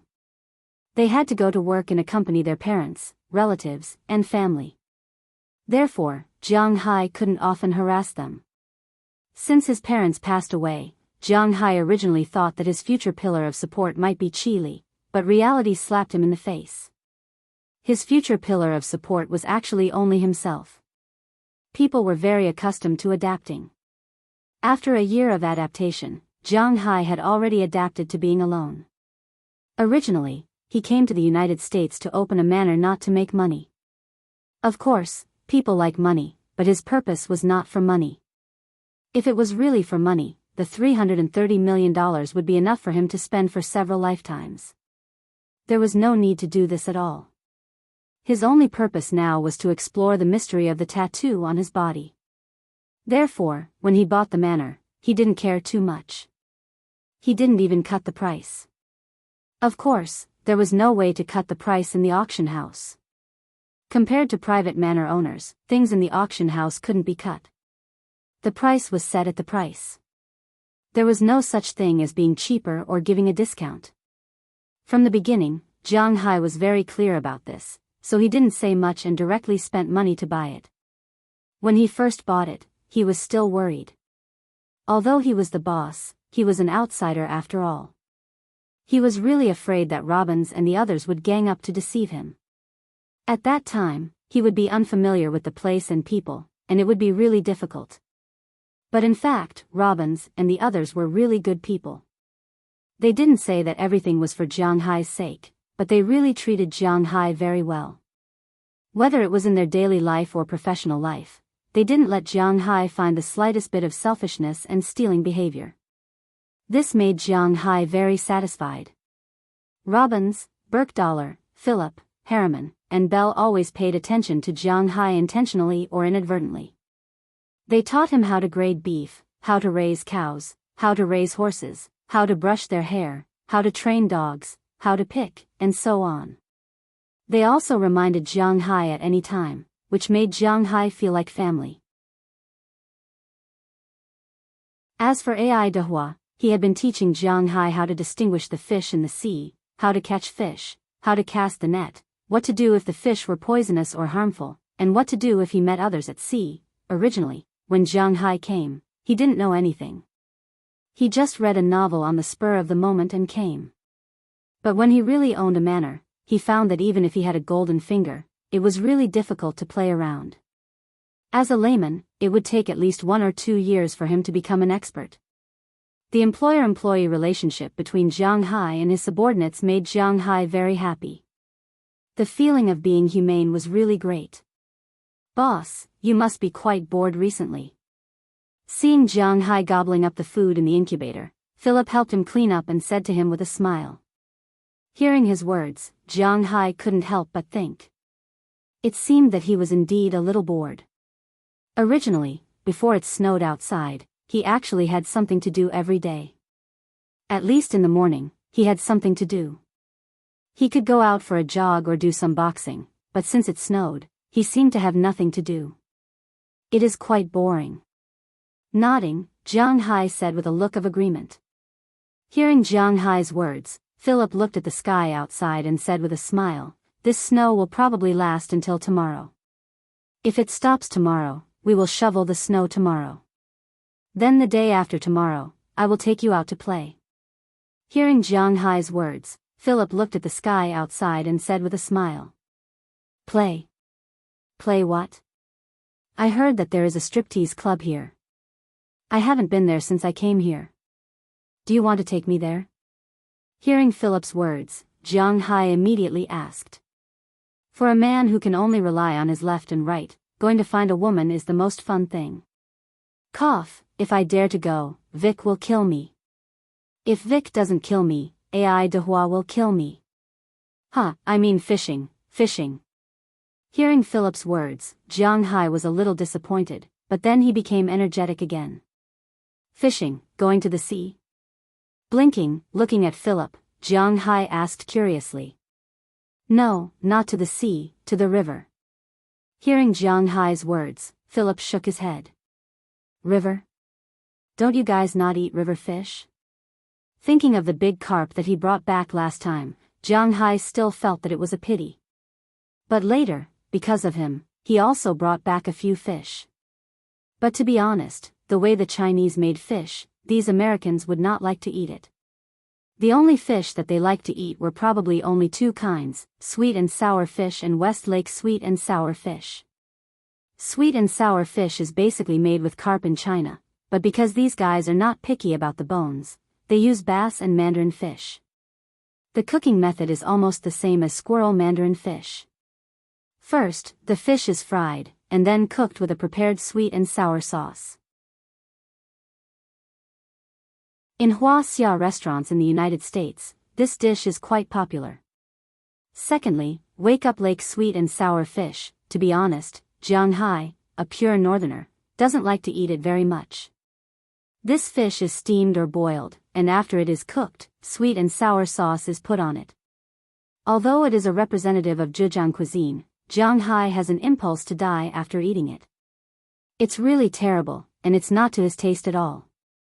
Therefore, he basically only makes 2 kinds of fish, one is stewed, and the other is braised.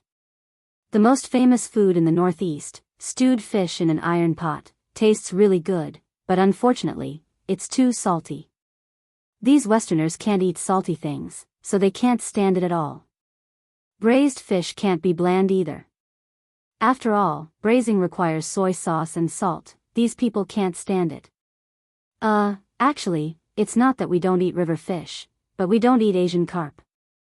We still eat other fish. With an awkward smile, Philemon also said with a smile.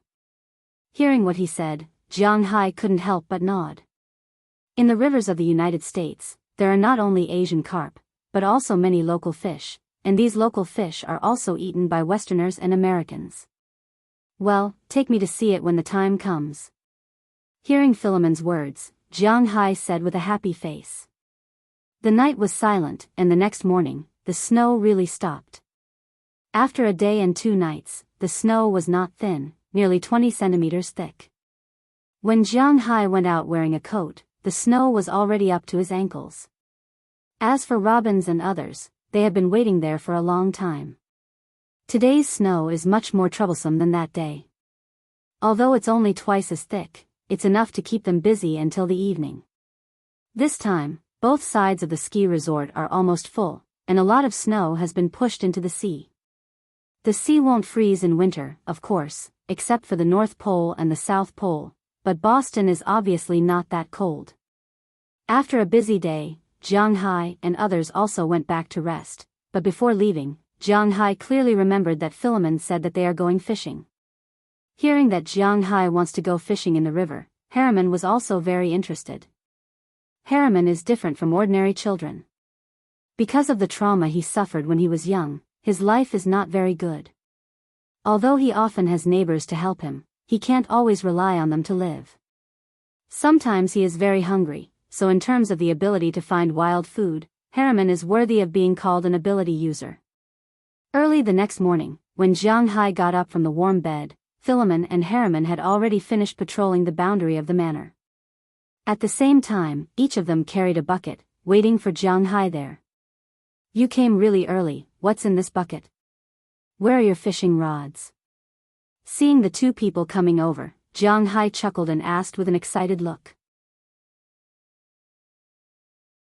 He has prepared everything today, including fishing rods, fishing lines, fishing hooks, composite bait and so on. Boss, we're going to break the ice to fish today, so we don't need fishing rods. There's a layer of ice between you and the fish, so they can't see you. As for the bait in the bucket, you'll know when you get there. Hearing Jianghu's words, Philemon couldn't help laughing. He forgot to tell Jianghu. Oh, I see. Hearing Philemon's words, Jianghu curled his lips and returned the fishing rod. Finally, according to Philemon's instructions, he took the thickest fishing line and a lot of hooks and ran back to Philemon. Then the 3 people drove an F-750 out of the manor and headed straight for a small river not far from Winthrop town. This small river was actually a branch of a river fork. It was very narrow, only about 100 meters wide. However, the water was not submerged. Perhaps because of the constant erosion, the deepest part of the river was more than 10 meters deep. Perhaps because of the good air, a middle school in Winthrop town was located beside this river fork. The basketball court of the high school was only a few dozen meters away from the river. Since it was so close to a populated area, it was obvious that this river fork was not a good place to fish. However, safety was the most important thing for Philip and his friends. Today's update has almost reached 5,000 favorites. Although it won't be on the shelves next week, it will be recommended on the homepage this week. Please support it. If you like it, please add it.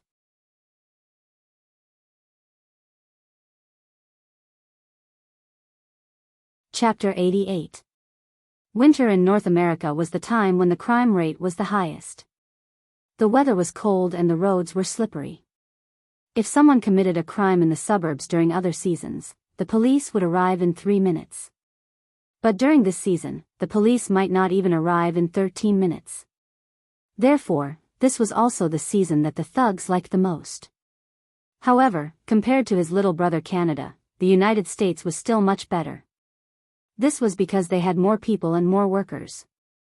Therefore, there were some small roads that could not be cleared in time. However, the main roads were cleared very quickly. On the other hand, Canada had a total of 35 million people and occupied the second largest land area in the world. That was because the land was vast and the population was sparse. In Canada, the cleaners had the highest salary. But even so, they still couldn't find enough cleaners. There were too few of them. Hence, it wasn't easy to clean the main roads in Canada. It was still okay in the city, but once they left the city, it was a world of white everywhere. Therefore, although Philip and Jianghu were not afraid of trouble, there was no need to cause trouble. They came out to play, and safety came first. Therefore, they chose the river nearby. After all, it was very close to Winthrop. What? The river was close to people, but there were no fish in the river? There was no need to consider this. Where was this place?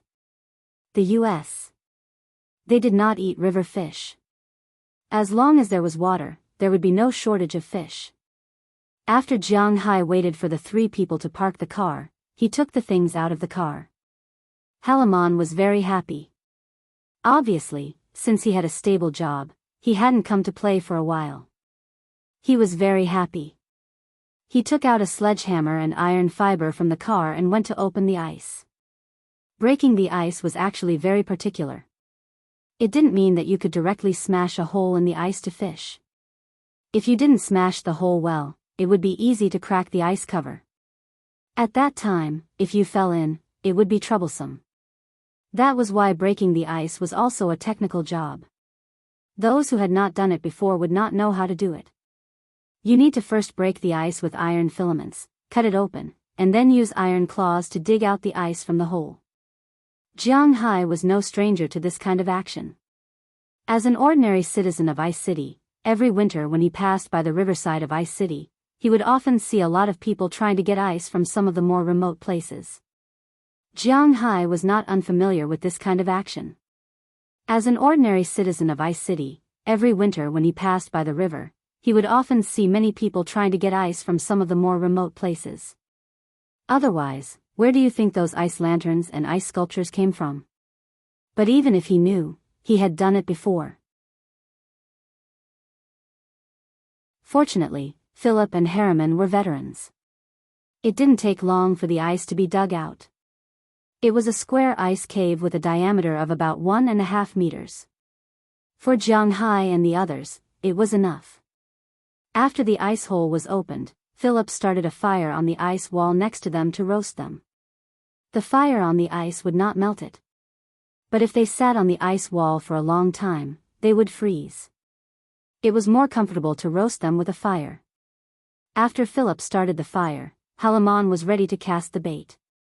In fact, breaking the ice to fish is very easy for North Americans, because they only need to break the ice and get some bait to attract the Asian carp from the upper layer. Just like now, Jianghu clearly saw the shadow of a few fish passing through the water. But Americans don't eat Asian carp, so they don't break the ice to catch this kind of fish. As for the native fish in the United States, it would take some time to catch these good fish. These are the bait. Seeing Jianghu looking over, Halamon smiled at Jianghu. Then he opened the two barrels beside him. But as soon as he opened them, Jianghu felt like vomiting. This was because the two barrels were densely packed with insects. One of the barrels had a variety of insects. Some looked like centipedes, but their bodies were soft. Some looked like earthworms, but they were much bigger than earthworms. Looking at them, Jianghu couldn't help but feel disgusted. The other barrel was also full of insects, but they were all bundled together. Jianghu didn't know what to do with them. The other barrel was also full of insects, but they were all bundled together. Seeing this, Jianghu's scalp tingled. He unconsciously took 2 steps back. Don't be afraid, they don't bite. Seeing Jianghu take a step back, Halamon couldn't help but smile. As he spoke, he put his hand into one of the barrels and grabbed an insect with legs. Then he took out a syringe from his backpack and injected air into the insect's body.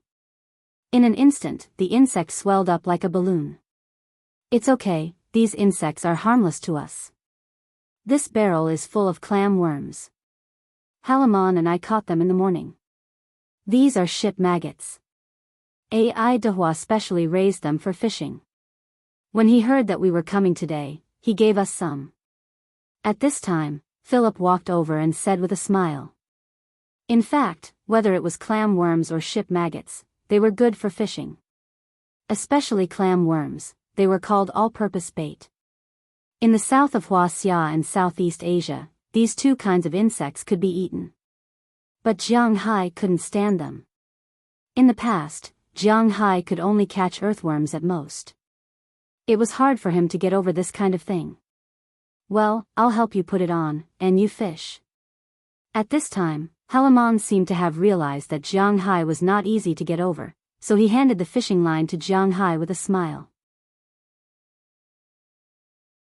Seeing that Halamon had done it for him, Jianghu smiled embarrassedly. He didn't refuse, but directly sat on the bench brought by Halamon and started to fish in the ice cave. But he sat in the position furthest away from the two barrels of insects. While waiting to fish, he carefully looked at the two barrels over there, for fear that they would overturn and the insects would run over. Obviously, he thought too much. It was like being afraid of heights. Standing at a high place, he always felt that he would fall. Jianghu was afraid of insects, so when he sat here, he always felt that the insects would climb up to him. It was the same. Boss, put the license on your chest or arm. This place is close to the town. If the police come and see us fishing, it will be easy to scare the fish away. Just when Jianghu was scared out of his wits, Halamon and Philemon had already put their bait into the water. But after putting the bait into the water, Philemon deliberately said something to Jianghu.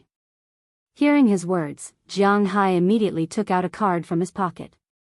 In the United States, fishing was a little different from China.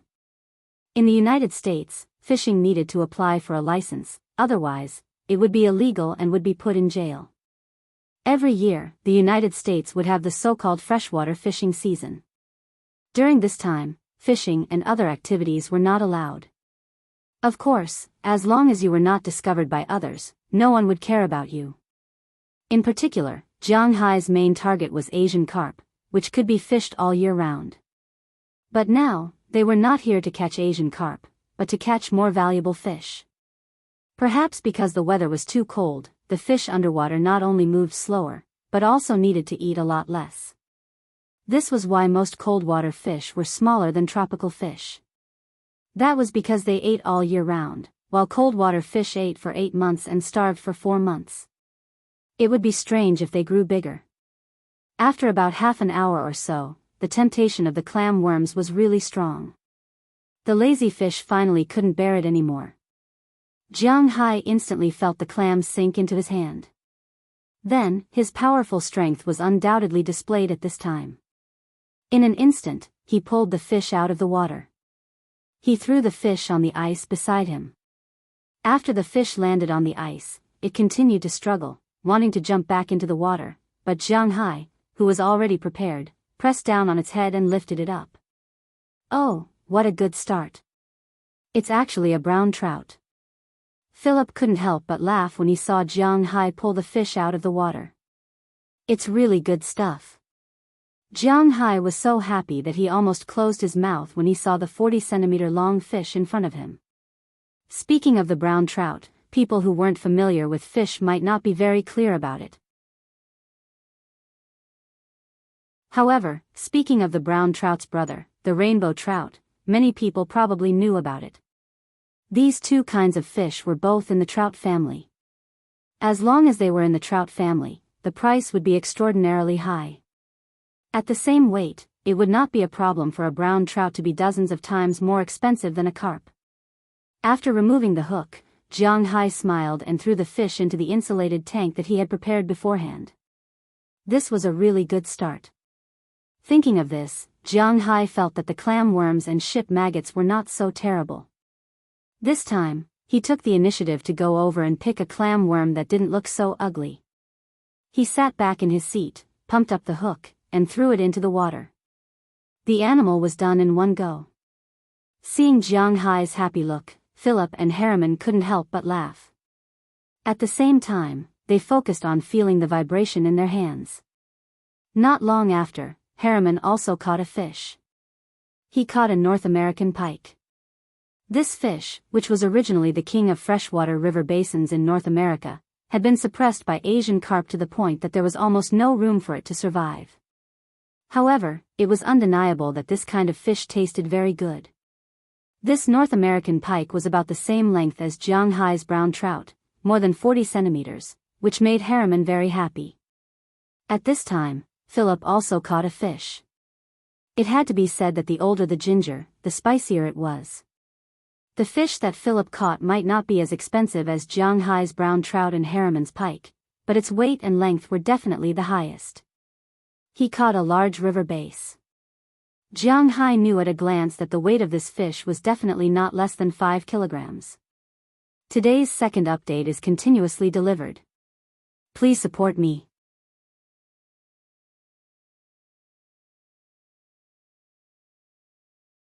Chapter 89. Phew, it's really cold outside. Facing the howling north wind, Philemon opened the door of his house and walked in. He stood on the carpet at the door and stomped the snow around his feet. At the same time, he patted the snow on his body with his gloves. Although it hasn't snowed for many days, Boston's sub-zero temperature and the howling north wind would always cause some trouble for the cowboys in Jianghai's manor every morning. For example, the road was frozen, the snow was blown everywhere, and the points on the roof were all over the place. "You're back, let's eat." Seeing Philemon come back, the voice of Mrs. Philemon, who was still busy in the kitchen, came from inside. Then she smiled and brought out a plate of fried fish and a basket of bread. "Fish again?" Philemon walked to the front of the dining table and looked at the fried golden fish in front of him with an ugly expression. This was already his 8th consecutive meal of fish. Although he didn't vomit, he was a cowboy, not a fisherman. The reason why he didn't choose to be a fisherman was that he couldn't stand the loneliness at sea. Eating fish every day was also the thing he disliked the most. "What are you talking about? The fish at home can be sold. What else can we eat if not fish?" Mrs. Philemon rolled her eyes at Philemon and said unhappily. In recent days, she had been eating fish and was a little tired of it. "Sigh, if I had known, I wouldn't have taught the boss that fishing method." Shaking his head with a wry smile, Philemon said helplessly. He picked up the fork in front of him and poked the fish in front of him. The outside was fried golden and the inside was snow white. It looked really good. If it was served with the sweet and sour sauce they specially made, it was somewhat similar to a mixed version of jalapeno sauce and ketchup. It was actually very delicious, but no matter how delicious it was, no one could stand it for several days. "Where's the boss?" Looking at the fish in front of him, Philemon sighed and stuffed it directly into his mouth, then raised his head and asked his wife beside him. At this time, Jianghai should also be eating here. He went fishing again. Hearing Philemon's words, Mrs. Philemon crossed her arms and said angrily. "Sigh, what a sin." Hearing that Jianghai went fishing again, Philemon really wanted to die now. Since he and Harriman taught Jianghai how to break the ice to fish, Jianghai has been deeply obsessed with this game. In fact, it was understandable. In winter, Jianghai really had nothing to do, so it wasn't right for him to stay at home and play all day long. People always needed to exercise, and fishing seemed like a good exercise to him. After he finished fishing with Philemon and Harriman that day, he came back after lunch the next day. Originally, he hated clam worm and chuanming, but now, he didn't hate them as much. He carried a small bucket and wouldn't go back unless it was time for dinner. For so many days, he had been fishing there every day. Jianghai couldn't throw away the fish that he caught, so he could only bring them back and give them to Mrs. Philemon. Although these river fish could be raised for a while, they wouldn't last long and would eventually die. Therefore, Mrs. Philemon could only cook the fish before they died. As the boss of the manor, Jianghai's wife naturally had to cook the fish differently. After all, she was the one who paid him. However, it wasn't a good thing for Philemon. Those dying fish basically entered his stomach after being cooked. Fish was indeed delicious, but compared to beef, it was needless to say which one tasted better. These days, Jianghai would bring back at least 4 or 5 fish every day, sometimes even 6 or 7. It was impossible for someone like him to release the fish that he caught. Of course, the fish that were too small were counted separately, but those that were too small were basically used as bait. After all, there were many fish that ate meat in this river. Jianghu only rested for a while on Thanksgiving Day. These days, Jianghu had sent a lot of fish to the other families. However, the one that received the most fish was naturally his own canteen, Mrs. Philemon's. However, the amount of fish that was sent wasn't as much as the amount that he ate. This was inevitable. What a sin. Philemon sighed again as he continued to eat. While Philemon was fighting with the fish that Jianghu caught, Jianghu drove his F-650 to the riverside that he usually guarded. After a night and a morning, a layer of ice had appeared in the original ice cave. Although Boston was much colder than Bing City, the wind here was strong, and the temperature here was not warmer than Bing City.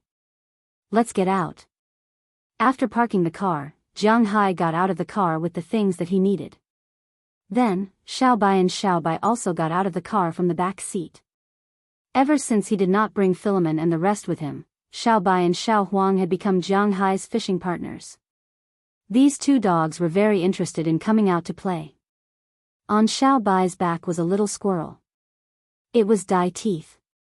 Chiochio was still too young. Almost every day, besides sleeping and eating, she could do nothing else. After Dai Teeth fought with it for a nest many times to no avail, it gave up because Jianghu made a new nest for it. It was made of wood and was fixed to the wall next to it. A layer of bark was placed on the outside of the wall.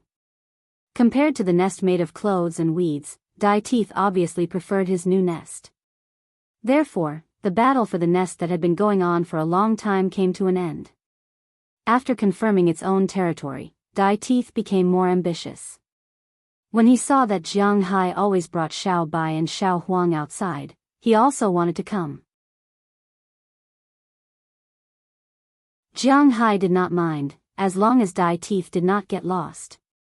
Carrying a bunch of things, the three animals came to the river. Jianghu first made a fire, and the three animals and one person sat around the fire. As for Jianghu, after removing the layer of ice, he took out a small bucket of ship maggots and hung them on a hook. Compared to clam worms, ship maggots have an advantage over Jianghu. Because from a biological point of view, ship maggots are not maggots, nor are they insects. They belong to the clam family, which is the shellfish family. Although they look infinitely like insects, they are not. This made the barrier in Jianghu's heart drop a lot. This kind of ship maggot mainly fed on wood. In the era when ships were mainly made of wood, this kind of creature could be called the greatest enemy of ships. Countless warships and merchant ships were destroyed by its hands. At the same time, those wooden piers were unavoidable. Therefore, at one time, it was the creature that sailors wanted to get rid of the most. There was no other choice. However, later on, as ships entered the era of metal and fiberglass, ship maggots no longer had a place to live. As for the docks, generally speaking, there were very few wooden docks now. For example, Jianghu's gravity pier was made of soil and reinforced concrete. Even if there was a wooden structure, it was wrapped in cement, so ship maggots naturally had no space to live. These ship maggots were raised by Edward Anderson using wood. These ship maggots were not only edible, but they were also good for fishing. After all, they were clams. As bottom feeders, there were many creatures that liked to eat them. Not only did they like to eat fish, but they also liked to eat prawns and crabs. They were good for fishing. However, compared to clam worms, ship maggots were not as easy to find, and their effect was not as good as clam worms. After all, clam worms were the legendary all-purpose bait. However, Jianghu would rather use ship maggots than clam worms because he had no resistance against worms. These days, he realized that the original freshwater fishes in North America were quite powerful. Most of the fishes were carnivorous and had rows of teeth. But why couldn't these carnivorous fishes beat the toothless Asian carp? It's very puzzling, but then again, the taste of these fishes is really quite good. They have few bones and big chunks of meat. They're not worse than deep-sea fishes. They're even softer than deep-sea fishes. Recently, Jianghu has also seen a lot of fishes. There were dozens of species of fish in this river alone. Among them, there were more than a dozen species of bass. There were striped bass, white bass, hybrid wolf bass, yellow wolf bass, largemouth black bass, smallmouth black bass, spotted black bass, white bass, yellow bass, pike bass, big-eye pike bass, hybrid pike bass, etc. There were also bowfin fish, buffalo fish, rouge fish, gully catfish, blue catfish, flathead catfish, bighead catfish, and stonefish. Most of these fish were marine fish. The most famous one should be the yellow flower, but there were also freshwater stonefish in the United States. The taste was not much different from the yellow flower. There were also yarrow, pike fish, which were also divided into white-spotted dog and North American dog, sucker fish, sunfish, and the same exotic species, African carp, the legendary tilapia, and so on. It could be said that the original freshwater ecosystem of North America was really rich in fish species. Unfortunately, it was now crowded by carp, mediocre fish, spotted silver carp, fathead, white carp, black carp, grass carp, and so on. There was no space for survival. The entire upper level of the river was basically these fish. There was almost no need to fish. Just throw some bait, such as bread crumbs, and wait on the side with a fishing net. Even in winter, if one did not catch 1 or 20 fish a day, it would be embarrassing to say that one was eliminating the pest. It was not that Jianghu worshipped foreign things. Sometimes, carp, fathead, and so on were delicious, but more often, these local fish were better, especially Jianghu sometimes caught trout. This was the king of freshwater fish. The taste was naturally excellent, and could even be compared to the legendary Atlantic salmon. Today, Jianghu came to the river with such a mood. After getting everything ready, Jianghu threw the hook into the river and began to wait patiently. Jianghu was now fishing and killing time. In recent days, he was half a veteran, so he probably knew when these fish would bite. It was almost impossible for them to bite in the first 20 minutes. After 20 minutes, it was very likely. He needed to be more careful. As a foodie, writing about a manor was naturally mainly about eating and drinking.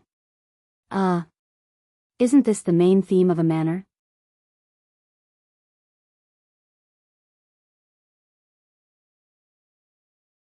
Chapter 90. It's coming. After 20 minutes, Jianghu's originally indifferent expression instantly became serious.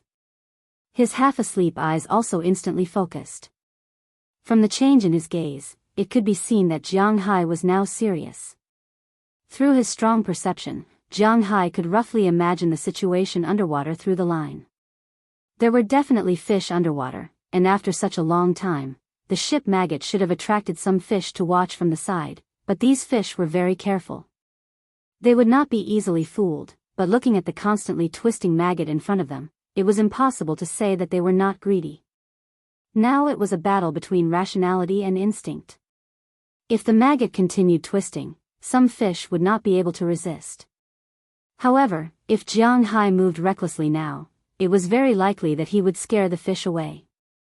Finally, a fish could not stand it anymore, but it was still very careful. It slowly swam over, gently bit the bait, and immediately released it to escape. This was because Jianghu felt the money in his hand vibrate. At this time, Jianghu's heartbeat slowed down. He knew that if there were no accidents, this fish was already in his bag.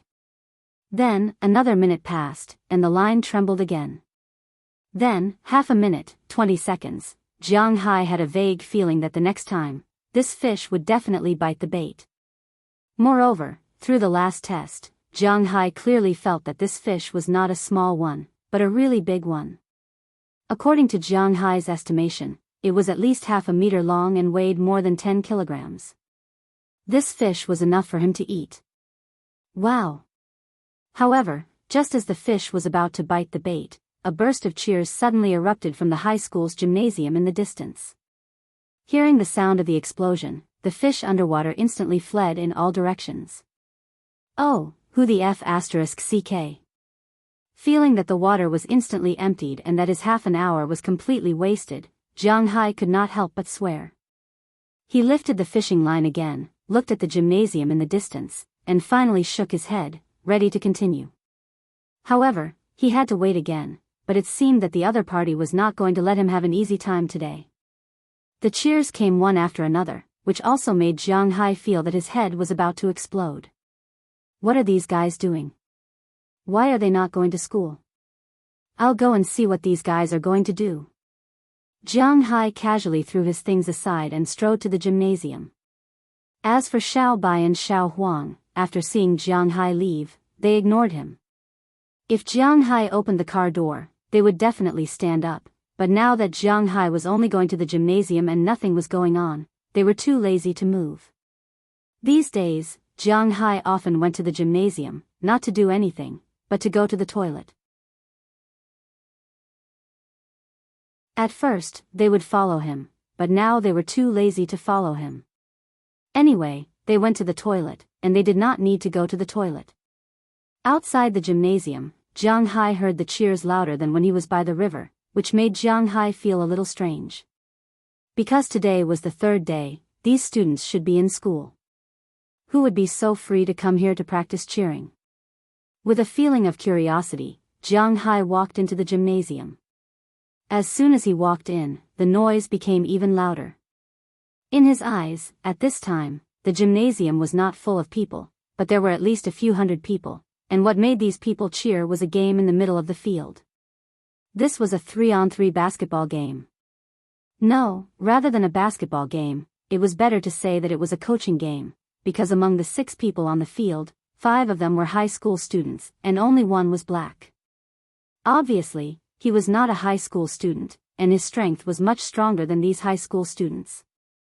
Not only was his physical fitness stronger, but his skills were also perfect. Under his defense, almost none of the players he faced could easily score, and when he scored, no one could stop him except himself. Seeing this situation, Jianghu could not help but shake his head. He did not understand at all. What was so fun about this? But it seemed that this kind of performance would not last long. Hey, why are you here? Just as Jianghu was hesitating there whether to wait for these people to finish playing and then go fishing, or go home directly, at this time, in the distance, a girl in a cheerleading uniform saw him at a glance, and then she ran over with 2 flowers in her hand with a happy face. Seeing this girl, Jianghu was stunned for a moment because he didn't seem to know this girl. Then he thought about it carefully. It seemed that he had seen her twice. He didn't remember the name of this girl, but it seemed that she was the daughter of the owner of the horse ranch. I came here to fish. You guys are too noisy here. You scared my fish away. Why are you here? Don't you go to school in Boston? Hearing the girl's words, Jianghu tried to remember. Although he couldn't remember her name, Jianghu remembered that this girl seemed to be in high school in Boston. How could she appear here? We are on vacation. It's winter vacation now. Hearing Jianghu's words, the girl said with a smile. Oh, is that so? The holidays in the United States are naturally different from those in China. In the United States, in addition to public holidays such as Saturday, Sunday, Independence Day, and National Day, there are a total of 4 holidays a year. The first is the longest summer vacation, which is from June to September every year, that is, June, July, and August. Then there is the winter vacation, which is from mid-December to mid-January every year, leaving out Christmas and New Year's in the middle, which is less than the winter vacation in China. Spring break, that is, a week around Easter, can also be taken off. Finally, there is the Thanksgiving holiday, during which there is also a week's holiday. Now it is already December 19th, so naturally, these people have started to take a holiday. It's the holiday. Why don't you stay at home? What are you doing here? Glancing at the people around him, Jianghu asked curiously. Is there any activity today? Today is a friendly basketball game between our school and Winthrop High School. As the captain of the school's cheerleading team and a member of Winthrop, I naturally have to come. And our school's John used to train with the Celtics. Today, he specially invited the current star of the Celtics, Avery and Bradley. Even if it's just to get an autograph, I must come. Hearing Jianghai's words, the girl said excitedly. Avery Bradley? Hearing this name, Jianghai can't help but frown. He also knows this person. The current starting shooting guard of the Celtics seems to be a rookie in 2010.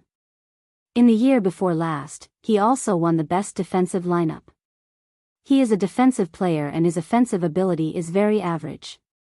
Recently, he has been watching NBA games at home. Because it is located in Boston, all the Boston games here are broadcasted and replayed when there are no games. Let people subtly identify with the Boston Celestial Station's games. This was just like when Celestial Station only broadcast the Rockets games. Even if you didn't like the team, you would still have some affinity with them if you kept watching. So Jianghai still knows about Boston. Isn't the boss of Boston Londo? When did it become him? In fact, what Jianghai didn't know was that today, the NBA announced a trade. The Celtics traded Londo to the Mavericks. Yes, that's him. Hearing Jianghai's doubts, the girl pointed to the person who was killing everyone on the court. So it's an NBA player playing with a bunch of high school students. No wonder he crushed them. With a gentle smile, Jianghai couldn't help but twitch his mouth. This NBA player is really shameless. What's the point of beating some high school students? In fact, Jianghai still underestimated the shamelessness of these NBA players. For example, the current second-best player in the NBA, Kevin Durant, would go all out to play against a primary school student. Of course, this "go all out" has to be put in quotation marks. When are you guys done? Although Jianghai is a basketball enthusiast, he is a fake fan. He obviously has no interest in Avery and Bradley. If it was James, Kobe, or something, he might have asked for an autograph. But now, forget it. That may be very late. It's just warm-ups before the game. The official game starts at 5:00 in the evening. According to the general basketball game's 2-hour time, it may be finished at 7 o'clock. Hearing Jianghai's words, the girl here counted with her fingers. Hearing his words, Jianghai couldn't help but twitch his mouth. Forget it, I'll go home and sleep. It seems that today is destined to go home empty-handed. 7:00 in the evening? Jianghai is not crazy. Hey, Delia, what are you doing here? Oh, is it our Mr. Manor owner? Are you here to watch the game? At this moment, a voice suddenly came from a distance, and then a boy ran over from a distance. Jianghai remembered this man. It seemed that he was with this girl. They had met once in Boston. Obviously, Jianghai couldn't remember this person's specific appearance and name, but this person obviously remembered Jianghai. When he saw Jianghai, a trace of vigilance flashed in his eyes. Obviously, in his opinion, it was not a good thing for his beloved girl to be in contact with Jianghai, this young but very rich guy, for too long. No. Hearing this person's words and also feeling the hostility in this big boy's words, Jianghai froze for a moment, and then wanted to explain. After all, he didn't mean to compete with these little brats. Since you're here, you can be considered a basketball enthusiast. Come up and play with us as a warm-up. Today's second update, continuously delivered. It was a little early today because I have to apply for the Sanjiang list. I don't know if there is anything good to recommend next week.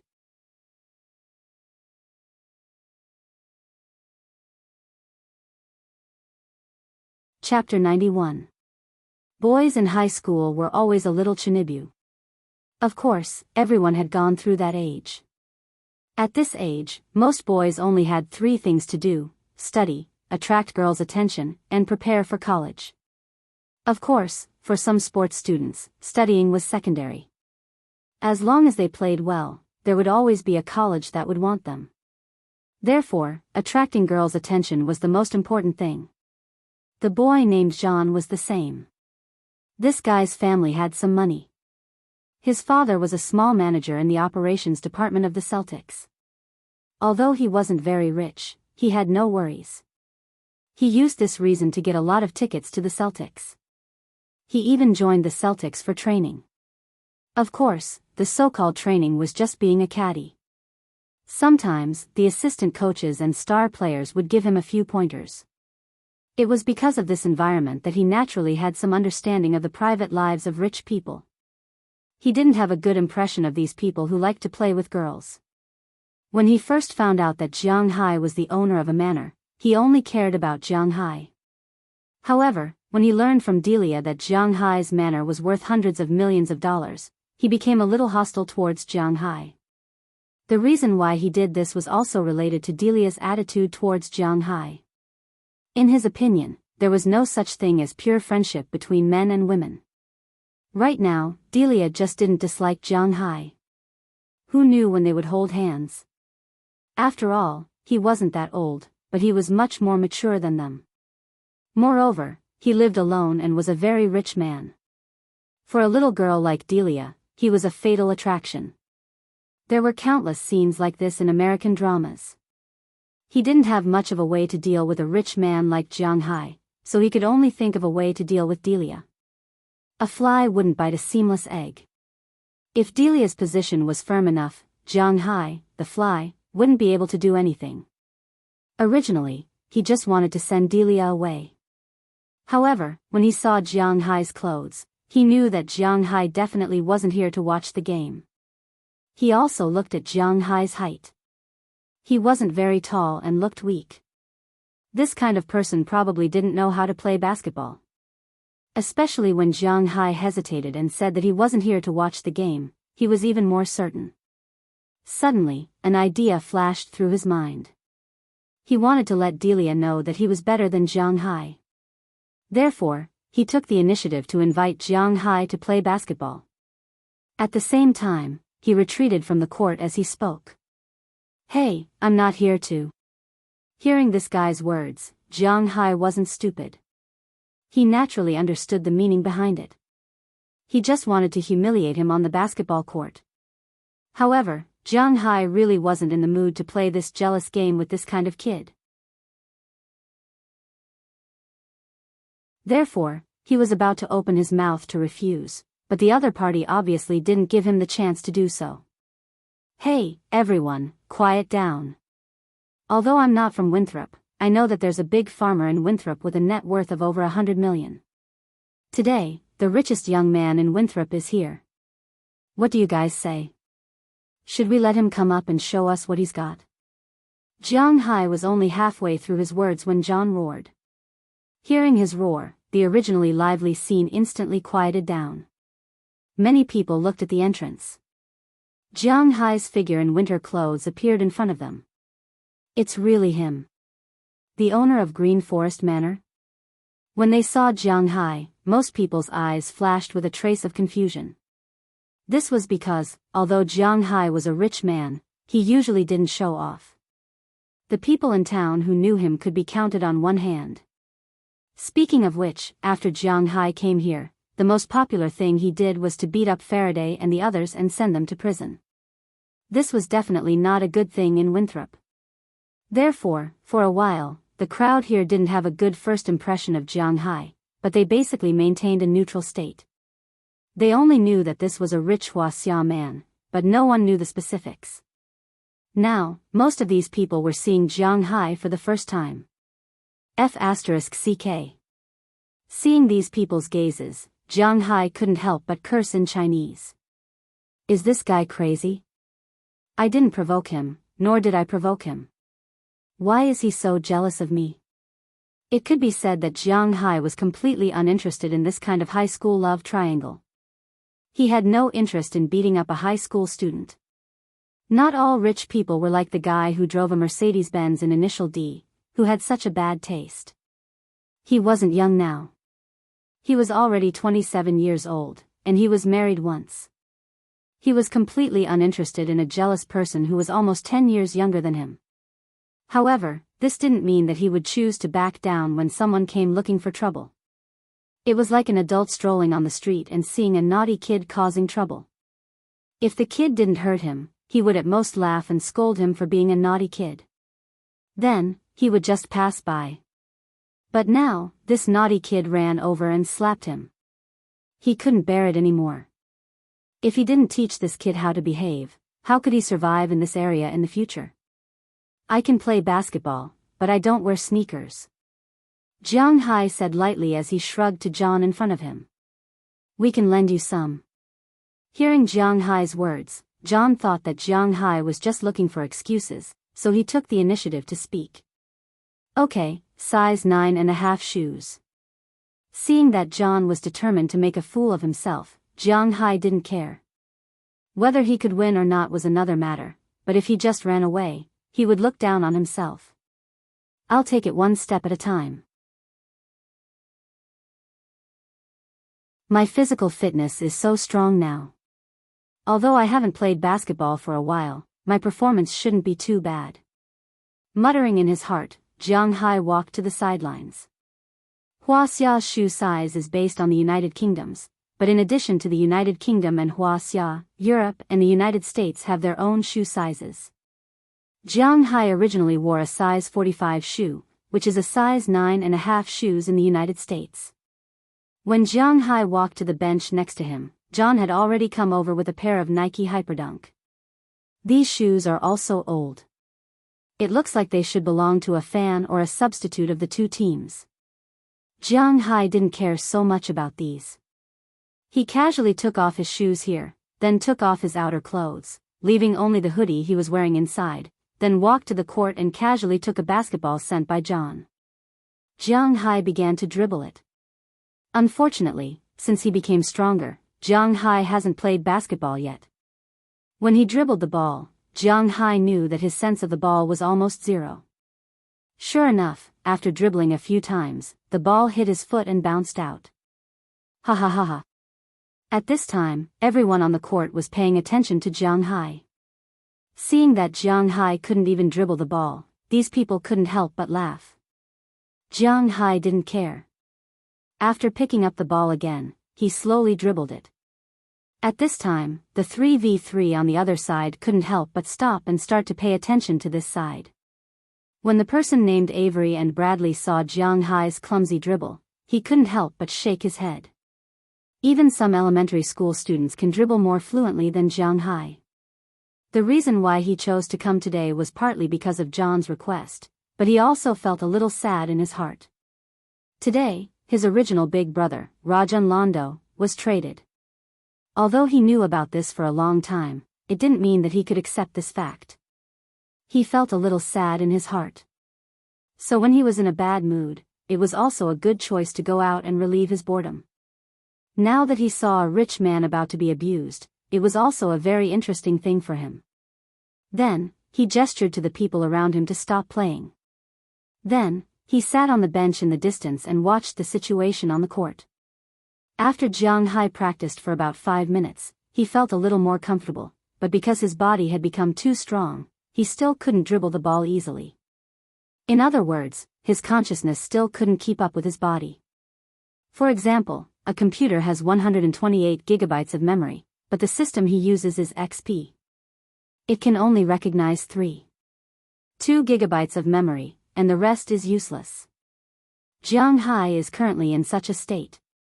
After 5 minutes, he finally managed to dribble the ball forward without hitting his feet, but he still felt very uncomfortable. Are you done? At this time, John couldn't help but come over and ask Jianghu with a smile. Okay, take your time to get used to it. Hearing John's words, Jianghu nodded. He felt embarrassed to keep him waiting here.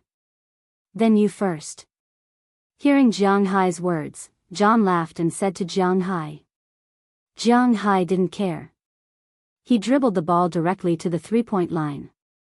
After pushing the ball to John, John returned the ball to him. This is called washing the ball, the most basic thing in a one-on-one game. Although Jianghu's software can't keep up with the hardware, he still understands the rules of playing. Holding the ball, Jianghu began to dribble, but just as he dribbled, John over there had already snatched it. Looking at his bold way of stealing, if it was in the past, Jianghu couldn't say that he could pass him in an instant, but at least it wouldn't be a problem for him to protect the ball. But now he wants to protect the ball.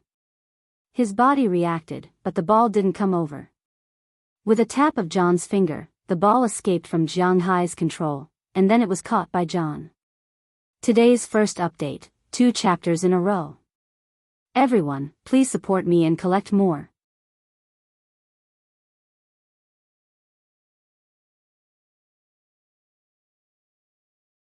Chapter 92. Woo!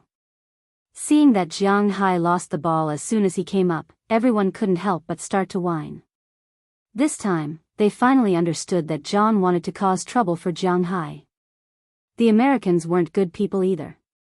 At the very least, they were still very willing to watch such a scene. Seeing this scene, Jianghai shook his head. Their brains couldn't keep up. However, he didn't say anything. He just returned to the 3-second zone and prepared to defend. Although his awareness wasn't good on the offensive side, his body was a great weapon on the defensive side. Continue. Holding the ball, John stood outside the 3-point line and said to Jianghai with a smile on his face. Continue. Jianghai also nodded. It was just a broken ball.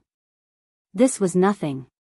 After reshuffling the ball, John slowly dribbled the ball to the 3-point line. He was very relaxed now because in his opinion, Jianghai was a newbie that couldn't be any newbie. Against such a person, he should be able to easily crush him. However, the moment his foot stepped into the 3-point line, Jianghai's body had already rushed over and blocked in front of him. Seeing Jianghai's action, John subconsciously protected the ball. Seeing that Jianghai wasn't going to attack him, he was ready to break through. The ball was in his left hand and instantly bounced back to his right hand. His body leaned to the left and was about to dribble the ball to the left to break through. However, the moment he was about to succeed, Jianghai's body flashed and blocked in front of him again. Seeing Jianghai's action, John was stunned. Avery and Bradley was also stunned because this action just now made everyone's eyes light up. Again. After his first breakthrough was blocked, John attacked again. He took a step back and dribbled the ball twice in a row. Then, he tilted to the left and after a big stretch, he broke through to the right. This was his ultimate move. Unfortunately, when he pulled the ball to the left, Jianghai's body clearly moved to the base. However, the moment he pulled the ball back, Jianghai's body appeared on the right and blocked in front of him. The fake move was once again nullified under Jianghai's defense. However, at this time, it was too late for John to pull his body back. He could only force a breakthrough. However, when his body leaned against Jianghai's body, he was about to curse. He even suspected that Jianghai had stuffed a few bricks into his body. He felt a sharp pain in his shoulder when he bumped into Jianghai. He couldn't help but stop his breakthrough. However, if he stopped completely and was forced by Jianghai, it would be easier for him to continue. So, he could only force himself to bump into Jianghai's chest and then use the rebound force to complete a turn-back jump shot in the air. Almost no one in the NBA could do such a move, let alone a high school student. From John's point of view, he didn't consider whether the ball would go in or not. He only knew that he had to throw the ball out. Even if it didn't touch the 3 points, it would be considered an attack. However, Jianghai didn't intend to let him complete the attack so easily. When the ball was released, the point of release was very far back. By the time it flew over Jianghai's head, it was estimated to be at least 3.5 meters away from the ground. At this time, more than 99% of people wouldn't choose to intercept it because they couldn't stop it. It would be better to just watch it fly over. If it went in, then forget it. If it didn't go in, then pick it up. In the past, Jianghai would also make such a choice. After all, it was too high. But now, when Jianghai saw the basketball, a voice in his mind said, "You can touch it." What was the highest height that a human could jump? No one was particularly clear about this, but the jumping ability of NBA players was probably the strongest among all the professions on Earth. The best among them even claimed that the sky was their limit. But how high could these best people jump? 1 meter? 1, 2 meters? 3 meters? That was already the limit. But what about Jianghu? If someone measured with a ruler, they would realize that Jianghu's head had completely surpassed the basket behind him. At this moment, the flat basket and the kissing basket were nothing. Jianghu's chest was almost at the height of the basket. If it was so high, how high did Jianghu jump? At least 5 meters. This was the number that everyone who saw this scene calculated in their hearts. John, who was in front of Jianghu, was shocked when he saw Jianghu's movements. When Jianghu jumped, Jianghu's feet were almost at his waist. What kind of monster is this? Now, John just wanted to yell, but Jianghu didn't give him such a chance. After Jianghu flew into the air, his right hand gently grabbed the basketball in the air and firmly grabbed it into his arms. It's my turn to attack. When he landed again, the corners of Jianghu's mouth slightly raised as he said indifferently. Oh my God, what's going on with this guy? Is he flying? Quick, pinch me. I want to see if I'm dreaming. How high did that guy jump just now? It's a Guinness World Record, an absolute world record. When they heard Jianghu's words, everyone started cheering. How could they not be moved when they saw such a miracle happen? It's your turn. Looking at Jianghu in front of him, the young man named John couldn't help but stutter. Hearing his words, Jianghu laughed and walked back to the three-point line. After washing the ball, he rushed inside. His idea was very simple. He never thought that he could jump so high before. Although after obtaining the true dragon's soul, his physical fitness has reached the limit of human beings, but he didn't do a proper test. He didn't know how strong he was. Now that he knew that his jump was so amazing, what else could he say? He should just go straight inside and get him. However, he had overlooked a problem, and that was that his dribbling was simply too bad. It was ridiculously bad. After running a few steps, he was forced to stop by John in front of him. He had no choice. In order not to be intercepted, he could only turn around and let the ball move away from him and John. It was the same as when he watched on TV in the past. He always saw the Chinese defenders doing the same thing when facing the American defenders in the World Series. They let the ball move away from the opponent, but also away from their own bodies. There was no way to be intercepted, but their offense was also blocked. If Jianghu saw this scene in the past, he would probably be cursing. However, he really didn't feel that there was anything wrong with what he did. Feeling the power from John behind him, Jianghu curled his lips. If he had practiced his dribbling earlier, it wouldn't have been difficult for him to knock John away or dodge him with his strength and speed. However, what should he do now? He definitely couldn't break through. It would be troublesome if the ball didn't go in when he went over. He couldn't force it either. It would be an offensive foul. For a moment, Jianghu was in a difficult situation, just like John just now. Although there was no time limit in the singles, Jianghu was a person with integrity. Therefore, after hesitating for a moment, he decided to shoot. It couldn't go in. Therefore, he stopped dodging and got the ball back. Under John's gaze, he jumped up with all his strength and prepared to shoot. John was waiting for Jianghu to shoot. He was just shown off by Jianghu. If he didn't return the favor now, he wouldn't play. Therefore, he also used all his strength and jumped up. It would be a foul if he went forward, so he could only jump up. This young man named John was about 1.96 meters tall. He was taller than Jianghu, but it was obviously not enough for him to restrain Jianghu. Jianghu's jump when he shot was also very high. Although it wasn't as high as before, his face was completely exposed outside the opponent's defensive range. Looking at the basket in front of him, Jianghu's finger pressed on the information reflected by his cerebral cortex. With a casual shake, the basketball flew out high like a guided missile. Shwa! With a soft sound, the basketball almost didn't even touch the basket and went straight into the net. Whoo! It went in. Hollow. What a beautiful adaptive eclipse. Wow! As soon as the ball went in, the onlookers couldn't help but shout. Such a tit-for-tat adaptive eclipse was really picturesque. Otherwise, McGrady wouldn't have been called the most elegant player. After landing, Jianghu didn't celebrate. Instead, he looked at his hand. When he was flying in the air, his only thought was to shoot the ball in. However, when he saw the basket, before he had time to command his strength, the basketball had already flown out. It was thrown out according to his subconscious distribution of strength, which made Jianghu feel very strange. He suddenly had a feeling that he was invincible in the world when it came to shooting. My luck is really good.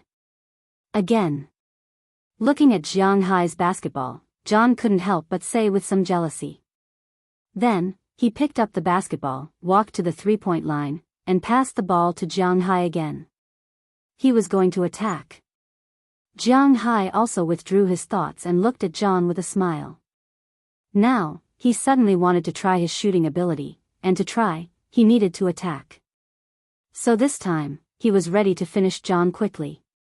After John took the ball, he took a deep breath and used almost all his strength to change directions in front of Jianghu. Then, he prepared to charge in. But when he looked up again, he found that Jianghu had already appeared in front of him, even though he had made his move later. Today's second update is continuously delivered. Please collect, please collect, please collect, please collect, please collect, please collect.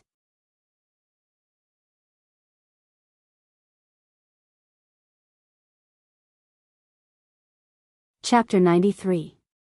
Pa. Without giving John much time to react, Jianghu had already gently poked the basketball out of his hand. When the basketball landed, Jianghu also grabbed it in his hands immediately, then walked out of the three-point line with a smile. Seeing this scene, John was dumbfounded. It seemed that he had gone too far. However, Jianghu did not give him too much time to think about this. After walking out of the three-point line, he handed the ball to him. It was time to wash the ball. After washing the ball, Jianghu did not break through this time. Instead, he stood directly outside the three-point line with the ball and jumped high. Shwa! Under John's puzzled gaze, Jianghu's wrist shook, and the basketball drew a beautiful arc and went straight into the basket. It still did not touch the basket and went straight through the net. Oh, John is going to be shot. Oh my God, another one. If it was a lucky shot, it might have been a lucky shot. However, if it was 2 consecutive shots, it was unlikely that it was a lucky shot. John looked at Jianghu and could not help but grit his teeth. He was the one who started it, so he had to grit his teeth and finish it. Unfortunately, as Jianghu adapted to his body again, John's fighting power was infinitely reduced. John attacked again. Although he was prepared and did not let Jianghu poke the ball, his shot was blocked by Jianghu again. When Jianghu attacked, after washing the ball, John stood directly on the three-point line to defend, but Jianghu took the initiative to take a step back. When he was about half a meter away from the three-point line, he jumped and shot, but the ball was still unstoppable like before. What the F***ck, what's going on? John's teammates on the sidelines were stunned, and they all opened their mouths in surprise. Even Avery Bradley, who was originally sitting there, looked at Jianghu on the court with a face of surprise. When he saw Jianghu just now, he was still a beginner among beginners. How did his defense suddenly improve, and at the same time, he shot so fiercely? This shouldn't be the case, however, Jianghu was not in the mood to explain this to them. After blocking another shot from John, Jianghu took another step back this time. He was almost at the center of the hoop. Then, he ignored John in front of him and jumped again. Using the same action as before, he threw the basketball in. In the next round, Jianghu took another step back and stood in the center circle. With the same action, the basketball hit the target again. What the hell is this? Seeing Jianghu's actions, the crowd was about to go crazy. They had watched basketball games for so many years, but this was the first time they had seen how basketball was played. However, in the next round, when Jianghu stood in the center circle, in his own half of the court, his shot did not go in. The basketball hit the hoop, but this time, it hit the inside of the hoop and bounced straight out. Although it did not go in, it was very similar. However, in his heart, he had a rough idea of what was going on. At present, he had already scored 5 goals. The score on the court was 5-0. After defending against John's offense, Jianghu was not at the 3-point line on this side of the court, but in the corner of the court. After getting the ball, he scored another 3 points. This time, the basketball was like the previous 5 times. There was almost no hesitation, and it went straight into the hoop. It was the same on the right side, the left side, and the 2 bottom corners. A 100% 3-point conversion rate in the half court? What the hell is this? John was so shocked that he was at a loss for words. He felt like he was no longer in a competition with a human being. Even the audience was dumbfounded. What was going on? They had played basketball for so many years, but this was the first time they knew that basketball could be played this way. Where did this guy come from? How could he be so fierce? It was too unreasonable. I once watched a Japanese cartoon. There was a green-haired Japanese teenager who could make 3-point shots in the entire court. His accuracy was 100%. Only someone with super jumping ability could stop him. I always thought that it was a fantasy-themed cartoon, but I think I was wrong. Such a guy really exists. Is he using witchcraft to play? Seeing Jianghu score 10 points in a row, a black teenager in the audience asked the person next to him with a blank face. The person next to him had obviously seen this before, but he did not know how to answer.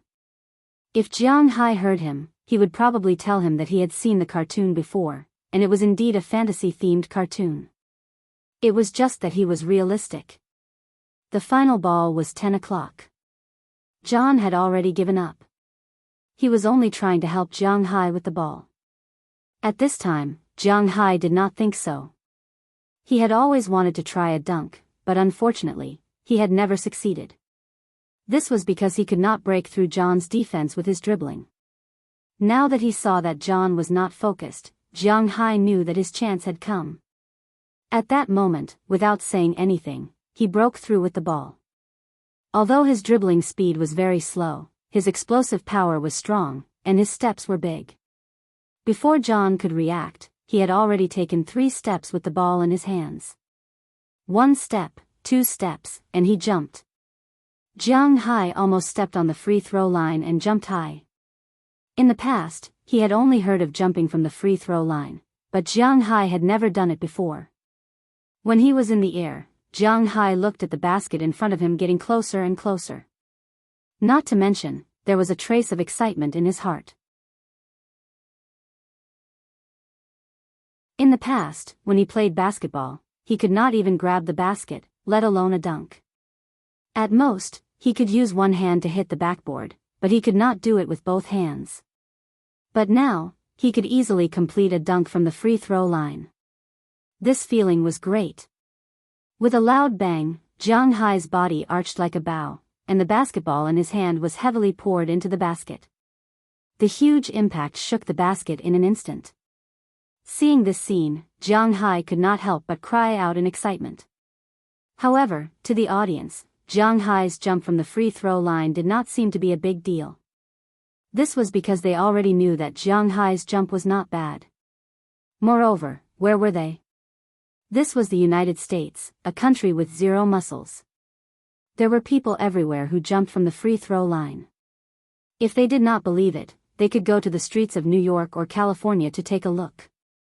If there were not 100 people with this ability, there were at least 80, not to mention some hidden masters. Among the street ballers, there were countless people who could turn 720 degrees for a dunk, let alone jump from the free throw line for a tomahawk. Compared to jumping from the free throw line for a dunk, they were more concerned about Jianghu's 3-point shot that covered half the court. It was really too fierce. Among these people was Avery Bradley. Compared to football, basketball appeared much later, so there were no century-old clubs. The fact that they had not existed for a long time meant that they did not have their own home culture. In the entire NBA, most of the teams were established in the 60s and 70s. Up until now, they had only been around for about 50 years. They were far from having their own team culture. After all, they had not even been around for 60 years. How could they say that? In the NBA, there were only a total of 6 teams that were qualified to say that. The Los Angeles Lakers joined the NBA in 1948. The Golden State Warriors were born in Philadelphia in 1946. The Detroit Pistons joined the NBA in 1948. The Philadelphia 76ers formed the Syracuse Nation in 1937. The New York Knicks joined the NBA in 1946. Finally, there was the Celtics. In 1946, the owners of 11 ice hockey teams decided to form a new basketball league. At that time, the Celtics came into being. From the beginning, the Celtics were the symbol of the league. They were the temple of basketball. They were the highest honor. Unlike the other league, the Lakers, the Celtics were not a team that operated to cater to the market. Their goal was to win, and then to make money. They did not want to be bad just for the sake of being bad. Whether they could win or not was another matter, but they would not destroy themselves in order to pursue a high draft. This was also the reason why the Celtics had experienced ups and downs over the years, but their fans were unusually determined. They knew that these guys were working hard. The Celtics had not been the number 1 pick since 1950. From this point, it could be seen that in the Celtics dictionary, there was no such thing as being bad. Avery knew this, so he was a little depressed. He knew that the Celtics could not get good enough stars through the draft. They could only rely on the team's own training and trades. How long would they have to wait? However, now that he saw Jianghu, Avery Bradley suddenly felt his eyes light up. An idea popped into his mind. If he could get Jianghu into the team, what would happen? Once this idea popped up, it was like a prairie fire that could not be stopped. After Jianghu scored the last shot, Bradley stood up and walked toward Jianghu. "Hey, young man, I think you're almost done warming up. Let's play a 3-on-3 game." Hearing Avery Bradley's words, everyone was stunned. Then, the high school students and their parents looked at the court with excitement. Okay. As for Jianghu, he had just gotten the feeling and was now addicted to it. Hearing Avery Bradley's words, Jianghu was stunned for a moment, then smiled and said. Hearing Jianghu's agreement, Bradley waved to the people next to him who were playing a 3-on-3 game. Those people were the core members of the 2 teams. They were very self-aware. One of the original 5 people stepped down, and only 4 came up. They all looked eager to give it a try. As for John, who was originally very strong, but now had a serious setback, he could only go to the bench and calm down a little. As the 2 teams were divided, the 3-on-3 game officially began. Bradley and Jianghu were divided into 2 teams. When the game started, Bradley took the initiative to defend against Jianghu. He wanted to see how good Jianghu was. If he was as good as he was against John, then he would take action. Today's first update, someone said that Xiao Fei was not suitable to write about basketball. Well, book friends are the most important. Ha ha ha ha, today's update, 2 chapters in a row.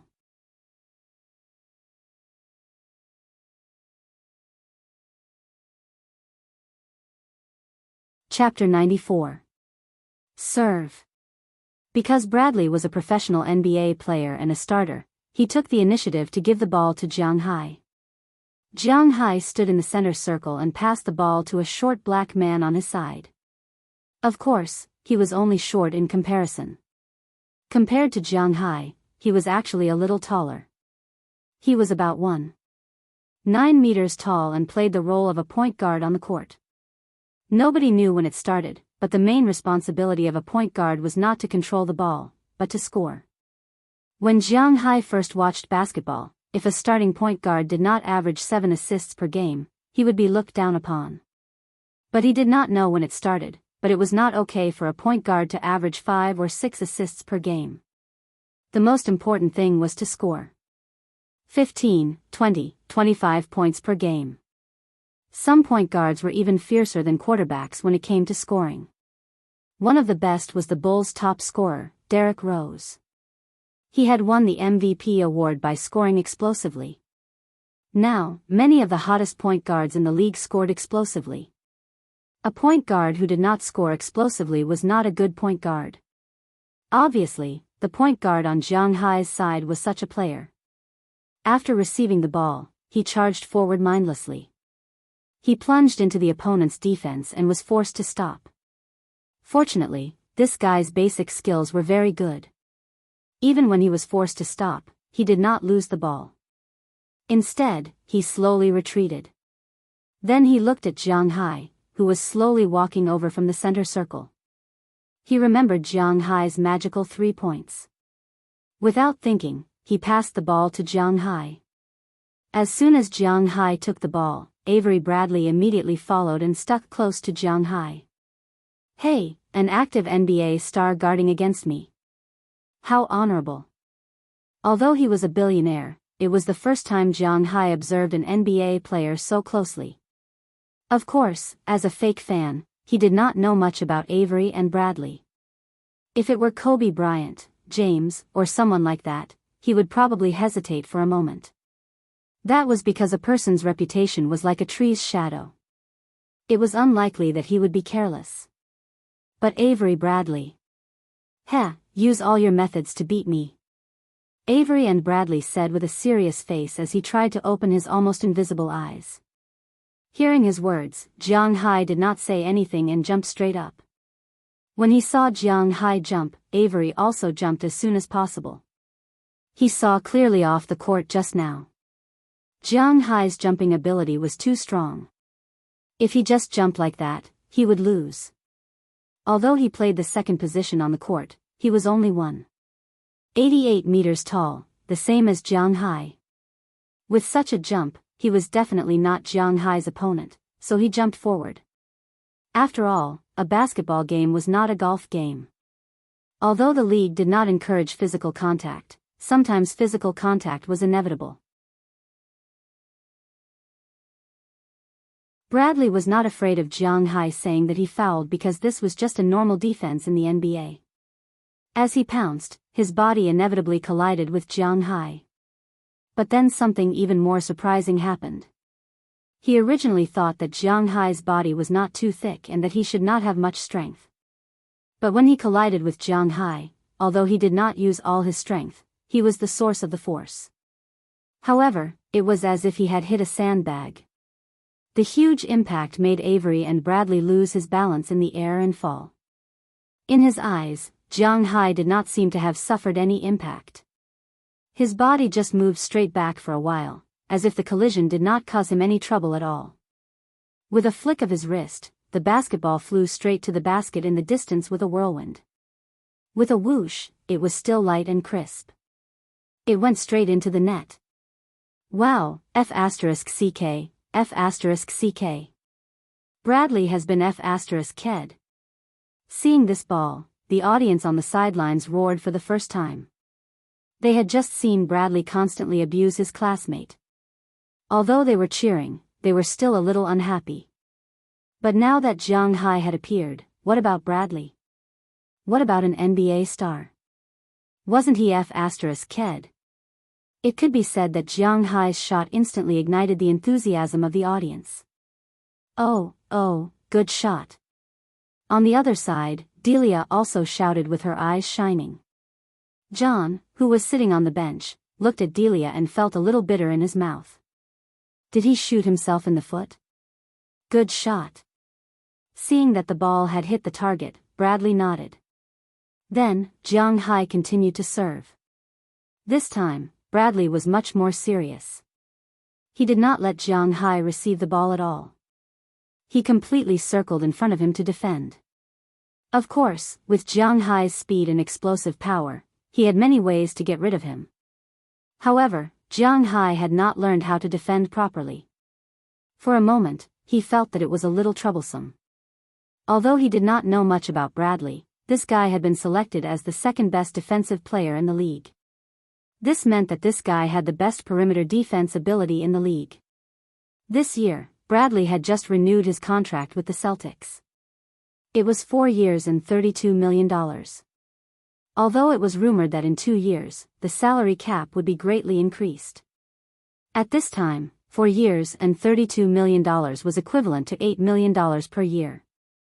This was enough to prove his role as a perimeter defender. He was 1.88 meters tall, but his arm span was 2.05 meters. His defensive range was really large. Under Bradley's man-to-man defense, Jianghu did not have many ways to receive the ball. The two players on the other side played one-on-one. Unfortunately, they did not score. After the opponent snatched the rebound, he threw it to Avery and Bradley. Although Bradley had established himself in the league as a defender, his offensive ability was not particularly bad. In addition to his rookie season, he averaged 7.6 points per game in his second season. In his third season, he averaged 9.2 points per game.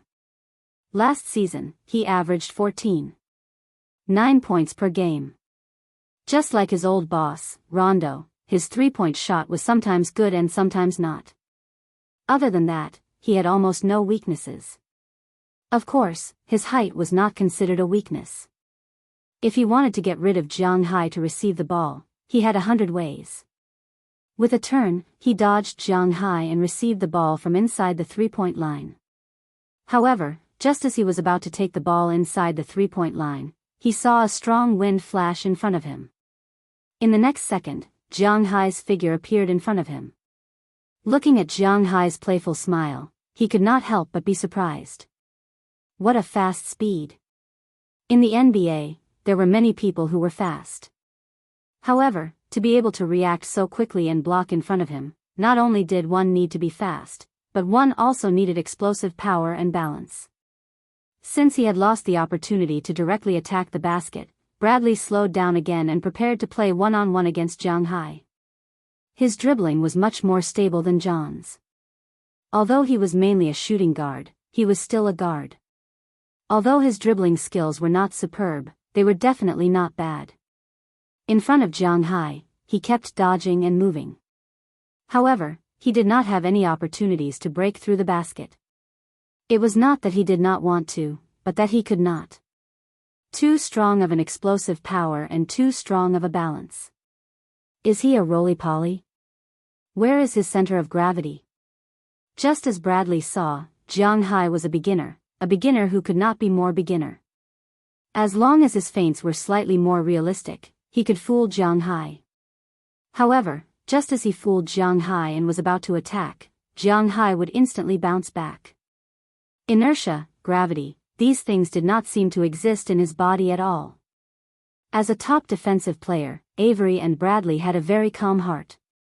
This was also a necessary mentality for a defender. Even if the opponent shot 100 shots over his head, he would still defend with all his might. This kind of mentality would not cause any waves. However, when facing Jianghu, he found that he did not seem to have many ways to deal with him. Forcefully break through. Although there was no time limit in a 3v3, it was not the same thing to always wear out. In the end, he made the same decision as John. Forcefully break through. He stepped with his right foot and instantly retracted the ball to Jianghu's left side. Like a sharp knife, he cut in horizontally. Jianghu also leaned his body against his body at the first moment. When the two bodies touched, Bradley began to grit his teeth again. The strength was too strong. Not to mention the guard, even when facing the small forward, power forward, or even the center, he rarely felt such a strong suppression. This guy was just a beginner. How could a beginner be so fierce? But he still gritted his teeth tenaciously. He took 3 steps forward and rushed to the basket. He did not care if it went in or not, he would throw it out first. However, Jianghu would not even give him this kind of opportunity. The moment he threw the ball out, Jianghu also jumped up high. Just like how he grabbed John's ball, he directly grabbed the ball that was still floating in the air and threw it into the hands of his teammate who had been waiting outside for a long time. Just as his teammate was about to pass the ball back to Jianghu, Bradley had recovered and leaned in front of Jianghu.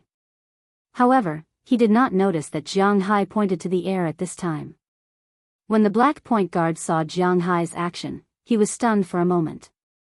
But when he remembered Jianghu's jump, he still threw the ball into the air outside the backboard. At this time, Bradley felt a huge force coming from his back. Jianghu did not need to push him. He directly exploded with his legs. The original force of his body was enough to knock Bradley away. And at this time, he rose into the air, grabbed the basketball that the black point guard sent over, and violently smashed it into the basket. Today's second update, continuously delivered. Please support Xiao Fei, thank you.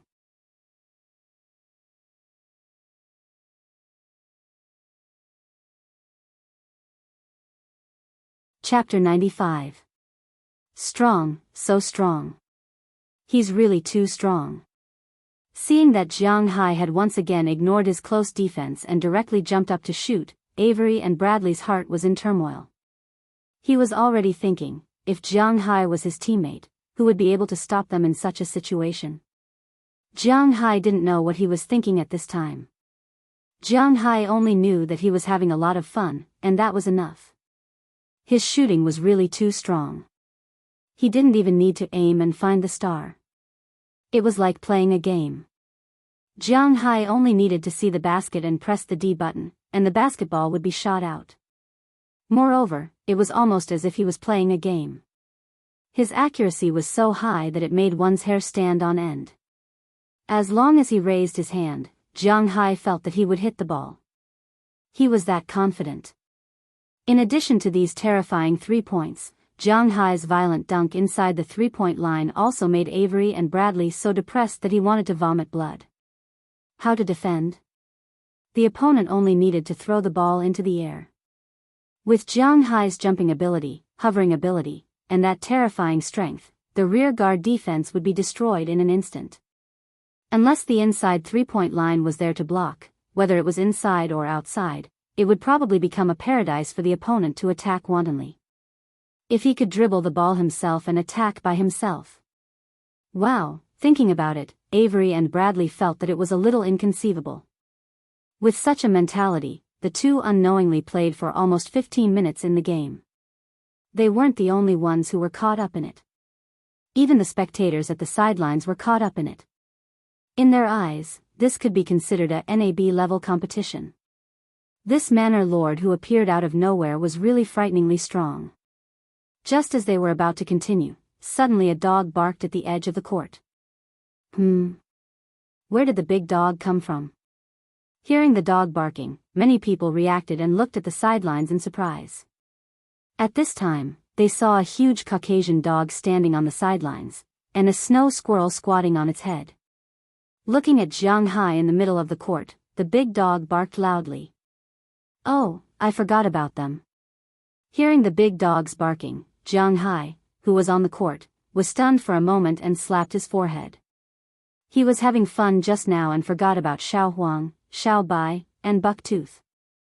Fortunately, these guys had a thick layer of fur, and Jianghu also lit a fire, so it didn't matter if they were frozen.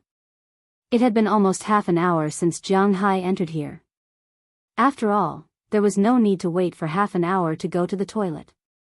In the end, Xiao Huang sent them to see what was going on while he continued to guard by the car. Squeak, squeak, squeak, squeak. Seeing Jianghu's happy expression, Dai Feng was a little unhappy. He was having so much fun here, how could he let them freeze outside? How could he let them suffer from the cold outside? So he jumped on Xiao Bai's head and roared at Jianghu excitedly. What a cute squirrel, but... Seeing Bucktooth's appearance, many people's eyes lit up. Most people liked this little guy very much.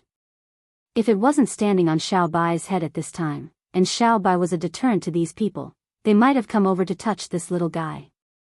Hee, sorry, I'm having fun. I'll leave now. Hearing the little guy's cry, although Jiang Hai didn't understand what he was saying, because of the blood relationship, the telepathy still existed. Jiang Hai knew that they were unhappy, so he smiled awkwardly. After saying goodbye to the people around him, he ran back to the bench, took off his shoes, and put on his coat. In less than a minute, he was fully armed. Then, before anyone could react, he quickly left with the dog and the squirrel. It wasn't until Jiang Hai left that these people reacted. They were all excitedly talking about Jiang Hai's game just now. From their point of view, the 3-on-3 match just now was much more interesting than the league match between the two high schools that was about to take place later. As for Avery and Bradley, he was also looking at Jiang Hai with a different light in his eyes. When he returned to the river, Jiang Hai saw a trace of contempt in Goldie's eyes. He couldn't help but smile even more awkwardly.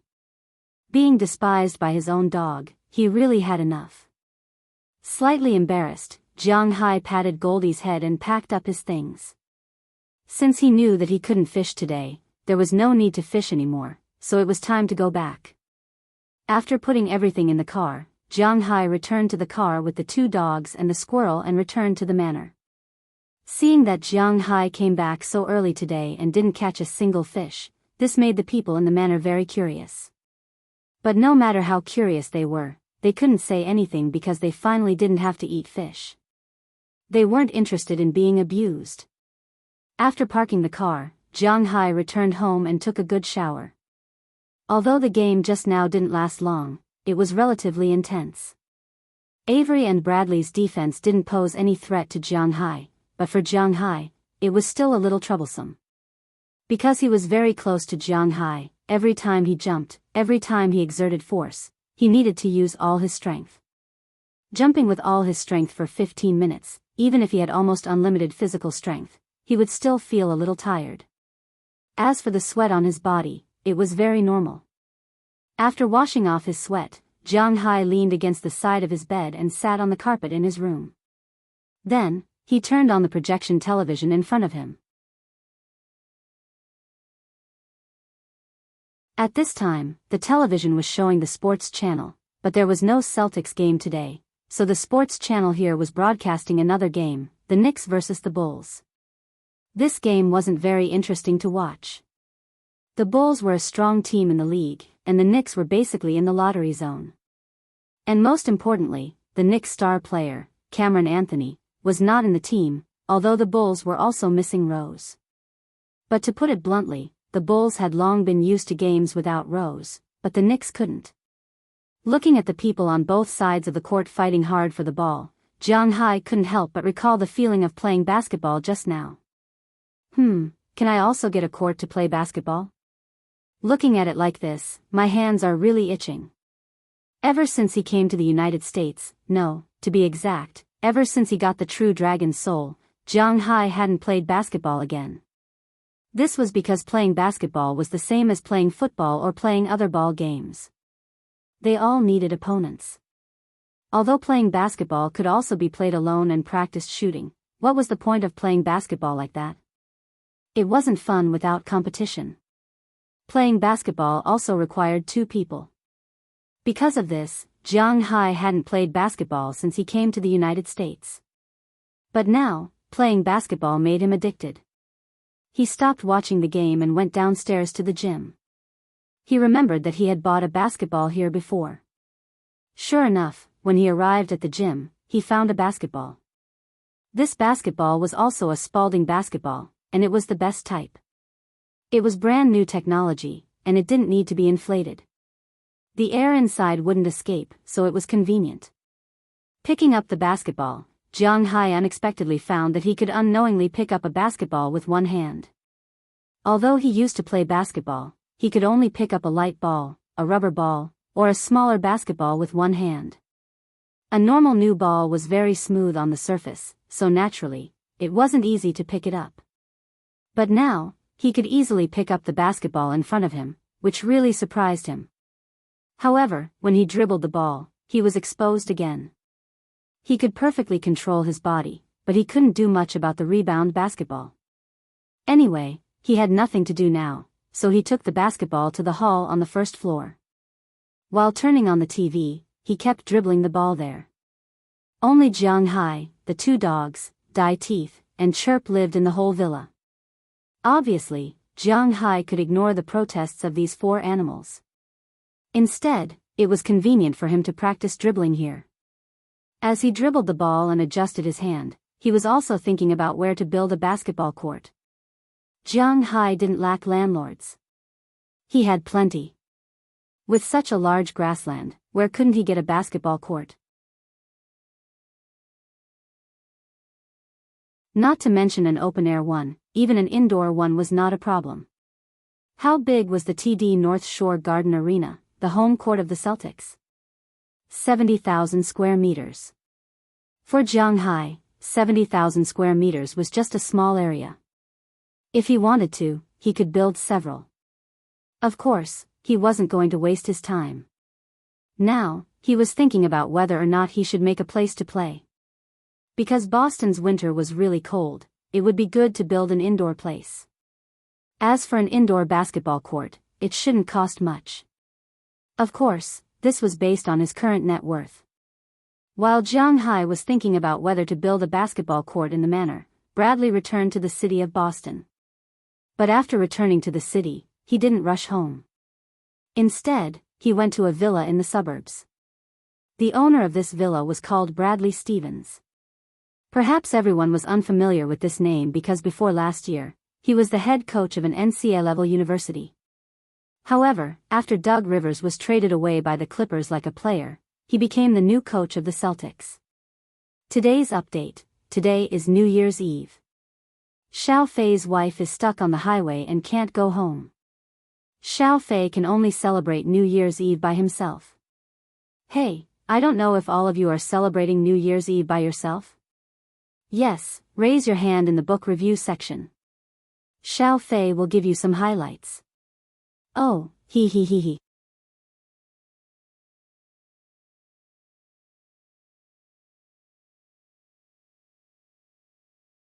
Chapter 96. That day of the competition, it was as if nothing had happened.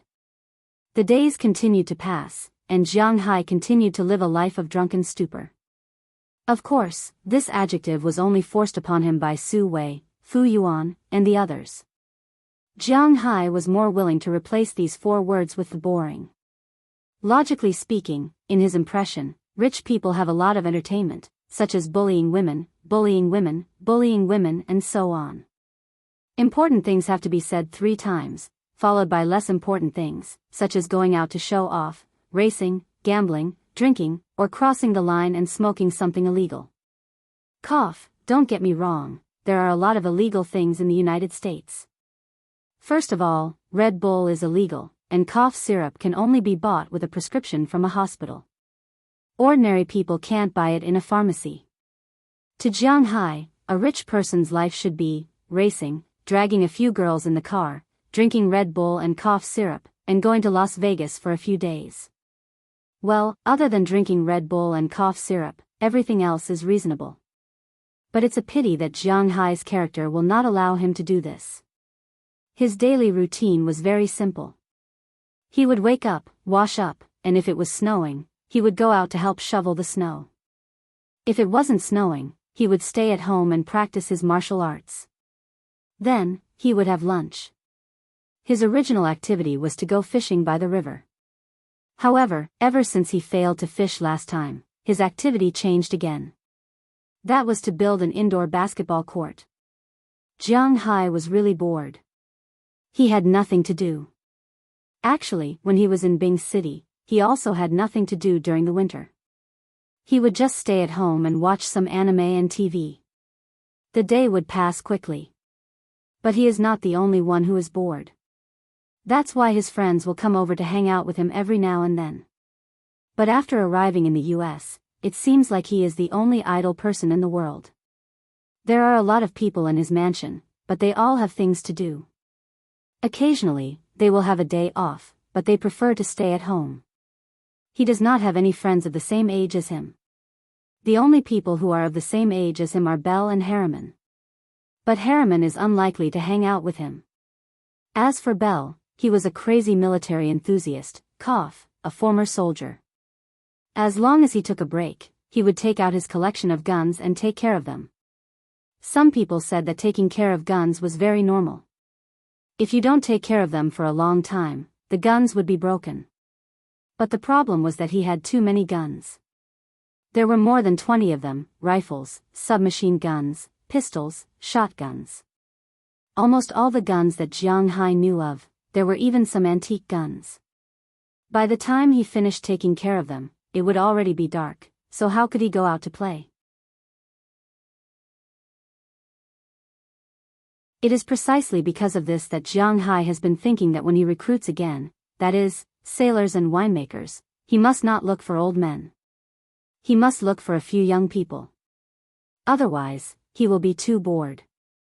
Fortunately, he is a homebody. If he is alone, he will go crazy. As for making friends in town, Jianghu expressed that he was not too interested. Jianghu was a person who was cold on the outside but passionate on the inside. He was the kind of person who would be happy if others took the initiative to talk to him and make friends with him. But if he had to take the initiative to make friends with others, then it would be difficult for him to do so. As for places like bars, to be honest, if no one takes him there, he will not go there in his life. But fortunately, his attention has been shifted to the construction of a basketball court. Since Jianghu had the idea of building a basketball court at home, he talked to Luo Binci the next day. For Jianghu's idea, Luo Binci said that there is no problem.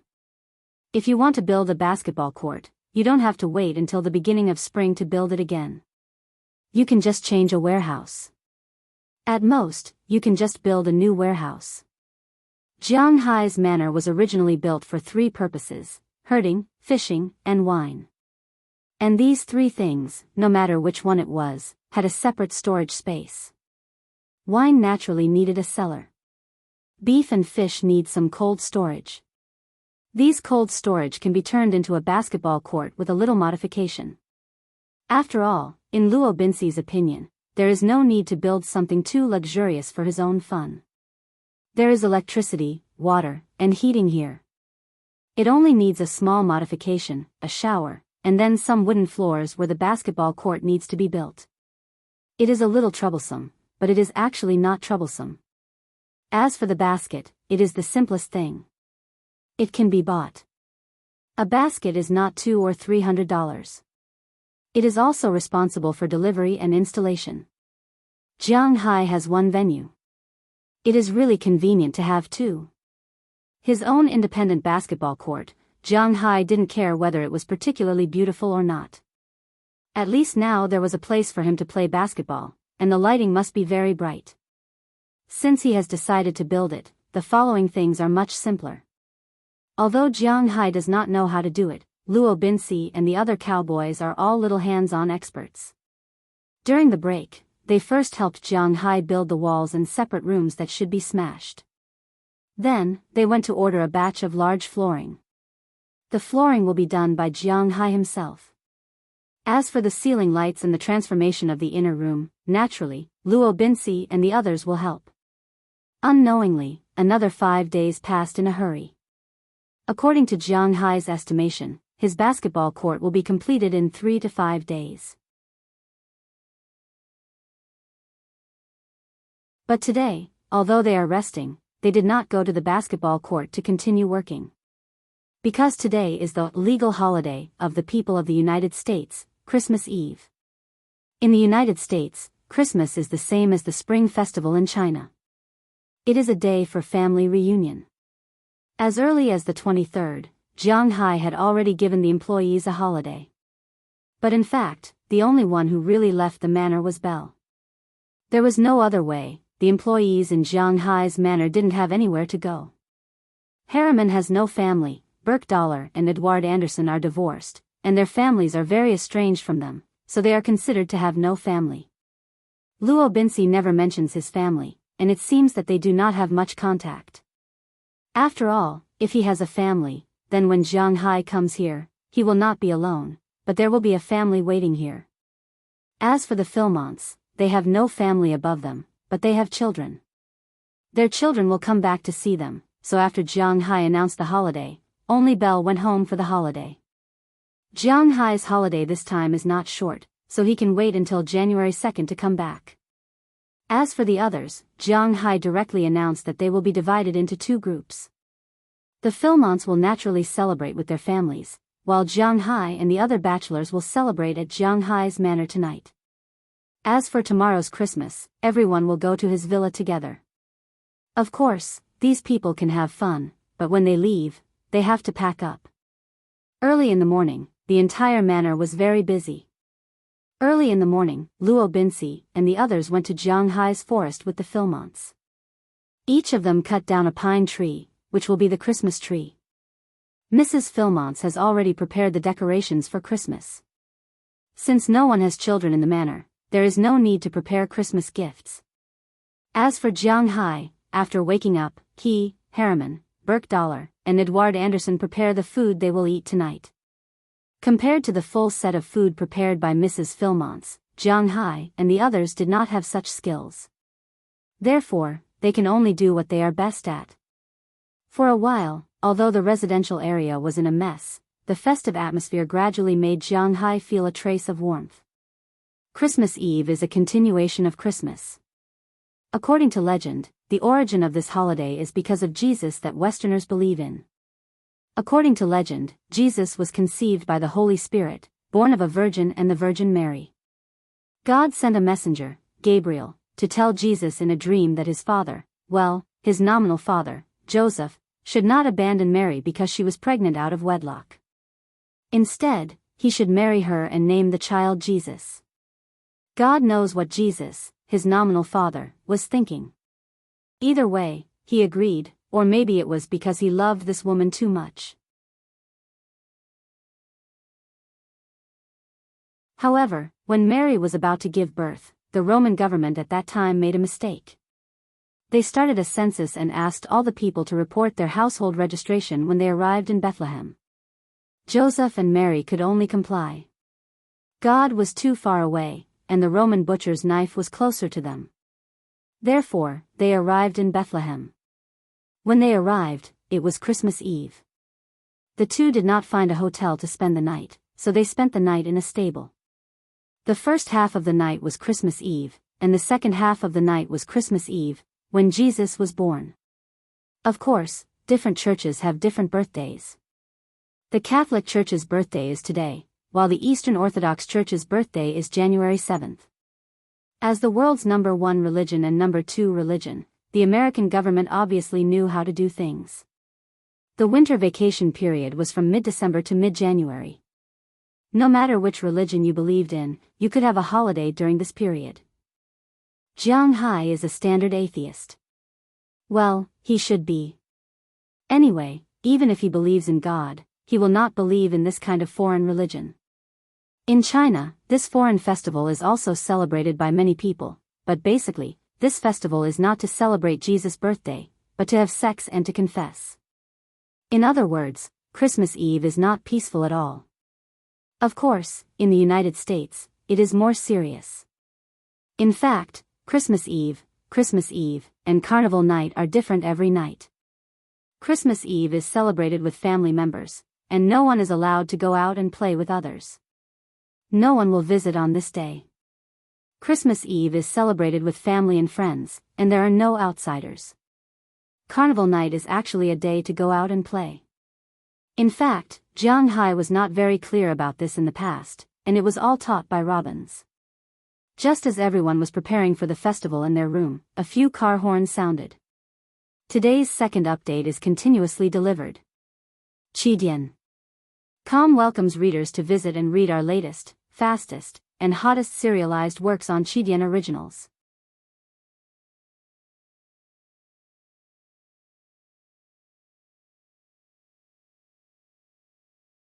Chapter 97. Beep Beep. Along with the sound of a car horn, Jianghai saw Philip in the distance quickly rushing out of the villa. He rode a small car and went to the entrance of the manor. Not long after, he drove an all-terrain vehicle, followed by a Toyota Camry slowly drove in from the entrance of the manor. Seeing this, Jianghai, after all, was the owner of this place, so he temporarily put down his work and walked out with Robbins and the others. Let's stop here. He directed the car to stop in Jianghai's parking lot. If there were no ears, Philip's mouth would have cracked. Needless to say, the people sitting in the car must be his children. He hadn't seen them for a year. It was impossible to say that he didn't miss them, even if Philip was a chatterbox. Hearing Philemon's words, the car parked in the parking space on the other side. Then, 4 people got out of the car. 2 men and 2 women, all black. The black man who got out of the driver's seat was slightly older. In fact, it was difficult for Jianghai to judge the age of a black man unless he was really old. However, this guy had a beard, so he should be older. He was wearing a down jacket, which was 70% similar to Philip. When he smiled, his white teeth were exposed. The person who came down from the front passenger seat was also a man. He looked younger because he was dressed more youthful. He looked like the high school students in the United States that Jianghai had seen before, but he was slightly more mature than them. Needless to say, these 2 people should be Philip's eldest son and youngest son. After the back seat was opened, 2 women walked out. One of them looked older and had a scholarly aura. The other one looked like a student. "Come, let me introduce you. This is Uncle Robbins, Uncle Burke, and Edward. This is Harriman Fells, your father's current colleague, and this is Jianghai, my current boss." Seeing the 4 people coming down with their respective luggage, Philip immediately took them to Jianghai's villa and introduced them one by one. In the United States, there was no separate name for an uncle. It was the same name as an uncle, Antua. Therefore, they had to call these 3 old men Antua. As for Harriman, he just nodded, but when he introduced Jianghai, they took the initiative to shake hands with him. After all, this was a person who worked for their father, and don't forget that they were still standing in Jianghai's territory. "Boss, these are my 2 sons. My eldest son, Louis Turner, and this is his girlfriend, Javier Anthony, who is also a teacher in their school. This is my youngest son, John Turner, and this is his girlfriend, Fitz Shelley." While shaking hands, Philip also introduced his son and future daughter-in-law to Jianghai. "Hello, you don't have to be so formal here. Your parents and I are like family, so you don't have to be so formal. Just treat this place as your own home. If possible, stay here for a few more days. Your parents haven't seen you for a while." After hearing Philip's words, Jianghai also spoke to the 2 in a slightly strange but fluent English. Hearing Jianghai's words, the few people here naturally nodded happily, because it was still winter vacation. The 2 of them worked and went to school, so compared to other jobs, they had more time to rest. Originally, they felt that if it was too troublesome, they would stay until January 2nd and leave after the new year, but it seemed that Jianghai was really hospitable, so they were willing to play in this big manner for a few more days. Especially John Turner's little girlfriend, after getting out of the car, she felt that her eyes were not enough. Obviously, she was very curious about this manner. After a simple greeting, everyone went their separate ways. On Christmas Eve, people in the United States did not have the habit of visiting other people's homes, unless they were all single like Jianghai and the others. Philip's small villa naturally couldn't be compared to Jianghai's villa, but in the eyes of Louis and John Turner, it was still very good. Zhang Heng's eyes were fixed on Philip's small villa. Philip's small villa naturally couldn't be compared to Jianghai's villa. At least it was better than where they lived. Now, John Turner still lived in the school dormitory, and Louis did not buy a house. Instead, he rented a suite in the city center not far from the school and lived there with his girlfriend. They would have to struggle for at least a few years before they could afford to live in such a small villa, whether they rented or bought it. Therefore, they still approved of this place. At least this villa was not like an ordinary worker's house. Whether it was the decoration or the layout, it felt very warm. It was more like a home than a temporary residence.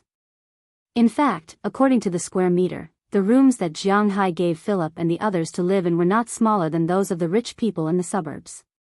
Regardless of whether the other party built these workers' houses because they were rich or for some other reason, the ones who benefited now were Jianghai and his employees. "Dad, your boss doesn't seem very old. After entering the room, they greeted Mrs. Philemon. The two girls then went into the kitchen to help. Of course, the most important thing was to show their sincerity. As for the man, he took off his coat and sat on the sofa in the living room. The moment he sat down, Louis Turner asked Mrs. Philemon out of curiosity. "Yeah, he's not very old. He's not even 30 years old. I think he's only 26 or 27 years old. He's a few years younger than you, Louis."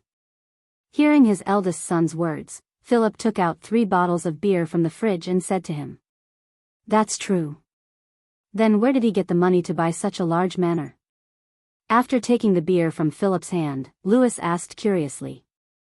It was impossible not to be curious.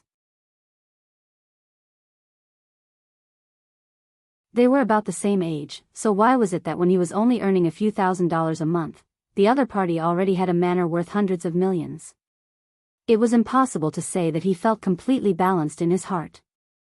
"I'm not too sure, but he doesn't seem to be a Wuxia official or a descendant of a businessman. He once said that his parents passed away a year ago. It doesn't seem like he got the help of his parents." Philip shrugged and said with a smile after handing his youngest son a bottle of beer. Hearing his father's words, Louis frowned. He was a little concerned about Jianghu's unknown money and identity. Compared to other people, Louis believed that there was no such thing as love or hatred in this world. Now that Jianghu was really nice to his parents, Louis didn't believe that he was completely without a purpose. So now he was thinking about what Jianghu's purpose was. What was he going to do? How did he get his money? Did he get it through illegal means? Did he get it for free, and so on? He had to admit that sometimes people were so outstanding. He had a kind of persecutory delusion. If others were too nice to him, he would feel wrong. If others didn't treat him well, that's what he should do? Don't worry about that, brother. This guy should be a good person. You have to believe in our parents' judgment. Knowing his brother's character, John Turner couldn't help but pat him on the shoulder. He drank beer and said with a smile, "I hope I'm overthinking it." Hearing his brother's words, Louis Turner laughed at himself. Sometimes it was not good to be too dark. It was because of his dark heart that he quit a lot of jobs. He would rather be an assistant coach of a high school basketball team than make more money, because he didn't have any sense of security. Of course you're overthinking it. Although I don't know where the boss's money comes from, I'm very sure that the boss is a good person, an out-and-out good person, and there is no problem with his identity. After all, they had even met the lawyer, so there was nothing for Philip to worry about. In his opinion, Jianghu was just like his nephew, and he was trustworthy. Patting his eldest son on the shoulder, Philip made a conclusion. Then he called his 2 sons to decorate the Christmas tree together. As for Jianghu's villa, Jianghu didn't know that Philip's eldest son was doubting his purpose. In fact, Jianghu also felt that his purpose was a bit impure, because he didn't know what he was going to do. However, compared to his goal, their arrangement was much faster. After all, they were a group of old men, and they were not that particular when it came to doing things. Their speed of decorating was not slow. The Christmas tree had been set up a long time ago, and there were all kinds of trinkets and lights hanging on it. It looked very festive. As for the food, everyone was almost done preparing. The roast turkey that Jianghu bought the other day was especially big, and he planned to eat it tomorrow. Today, they were eating the one they hunted in the forest that day. In addition to the roast turkey, the rest were ordinary dishes, such as roast beef, roast lamb chops, roast fish, roast shrimp, and the eternal cheddar soup, as well as some corn porridge. After all, Christmas Eve was just an extension of Christmas, so today's meal wasn't particularly sumptuous. She had to wait until tomorrow to eat a particularly sumptuous meal. Even so, she had already cooked a lot today. Compared to the Philip family, Jianghu's family was much worse. After all, no one here was religious. After the food was ready, they started eating at 2:00 in the afternoon. During this time, Philip came over and brought the gingerbread man made by his wife, which was actually a biscuit. Of course, he couldn't avoid being forced to drink a glass of it. Several big men, eating and drinking, naturally, they were quite noisy. Unknowingly, the meal lasted until 10 o'clock in the evening. Everyone dispersed, but before they dispersed, they had to tidy up Jianghai's house. This was what they had agreed on. Happy New Year, Happy New Year, I wish you all a Happy New Year, we collect, we recommend, let's all have a Happy New Year together.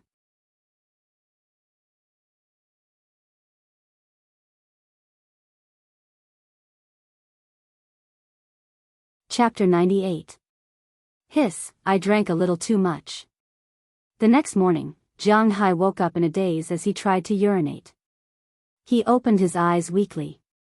Last night, he couldn't remember how much wine he had drunk. Of course, he didn't drink too much, nor did he drink too much. But when he woke up this morning, his head still hurt a little. After going to the toilet, Jianghai glanced at his mobile phone. It was already past 9 o'clock. He didn't sleep anymore. To be honest, he couldn't sleep anymore. He just lay on the big bed and looked at the ceiling in front of him. Suddenly, Jianghai felt that he was really a little bored. This is a big festival. There is no one around me. What is this called? He sat up helplessly. When other people are rich, they have a group of wives and concubines. I have been rich for half a year. Although it hasn't been half a year, it has been less than half a year. But I am still alone. I haven't even called a service that costs money. It seems that I am really a good man. Speaking of which, I feel ashamed of myself. Let's not talk about it. It will be tears if we talk too much. Helplessly shaking his head, Jianghai sighed. I am really a jinx. I have money, but I don't have a woman. How ugly am I? Of course, although Jianghai was definitely not handsome, he wasn't ugly either. He was 1.88 meters tall and had single eyelids, but his eyes weren't small.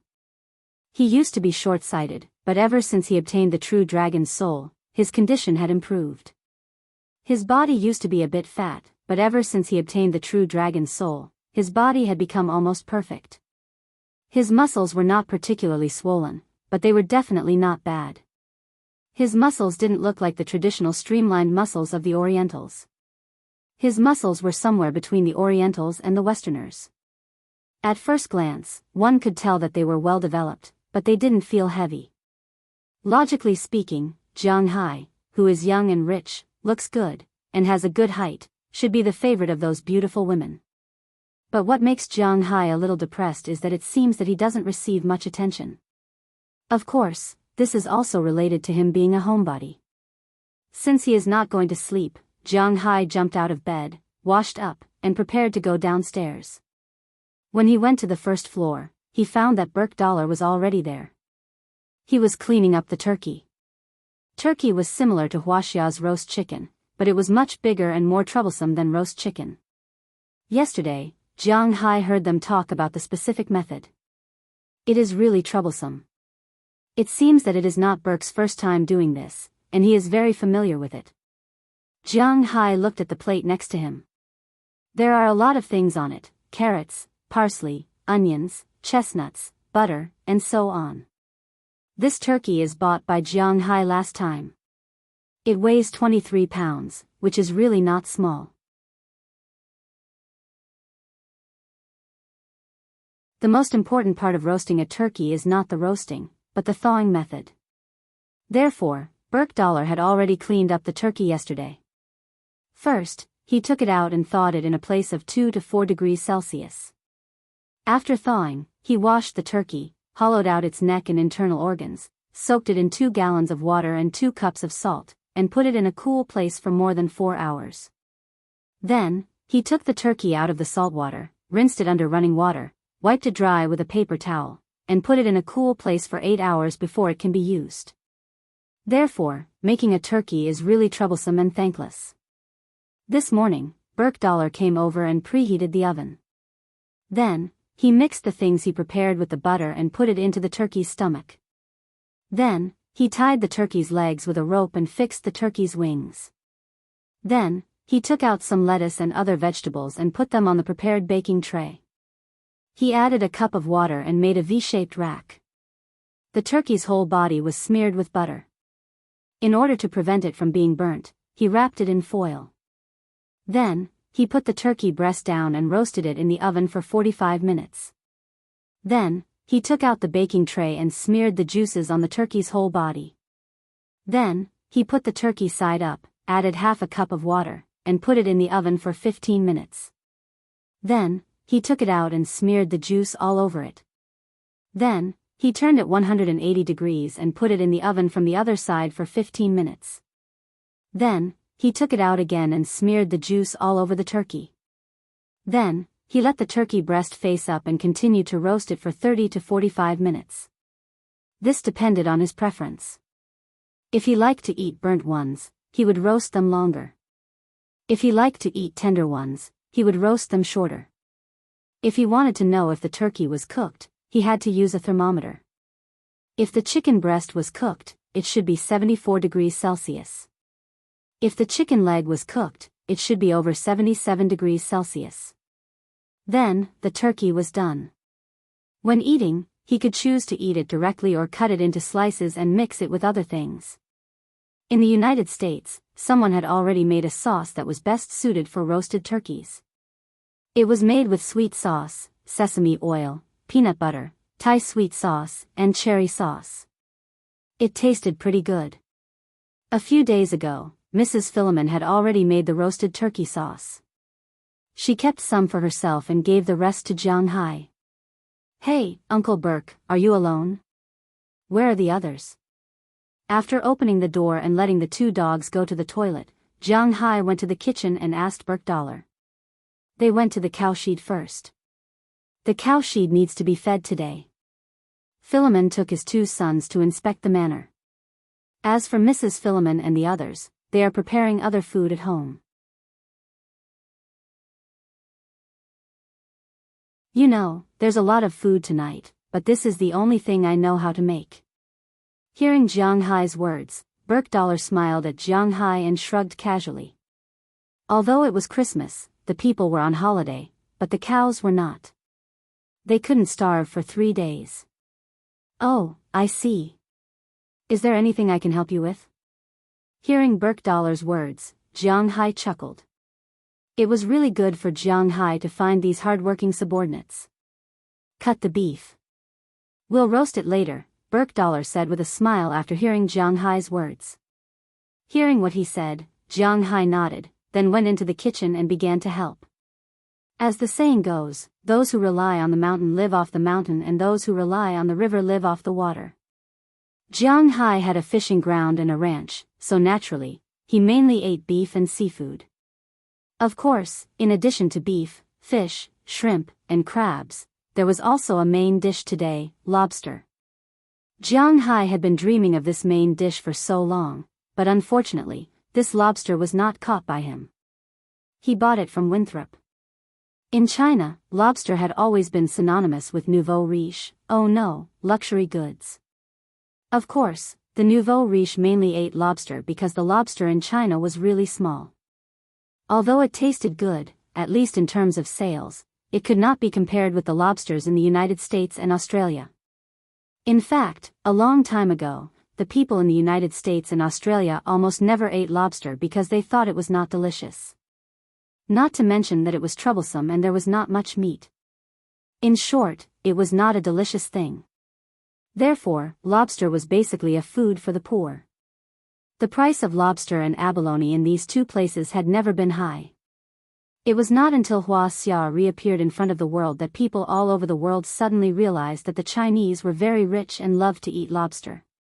In just a few years, the price of lobster in Australia had skyrocketed from a few Australian dollars per pound to more than 30 Australian dollars, which was equivalent to more than 100 renminbi for 9 taels of silver. This was actually not too expensive in China. Which restaurant would charge you more than 1,000 renminbi for a 2-catty lobster? But this was already considered a sky-high price in Australia.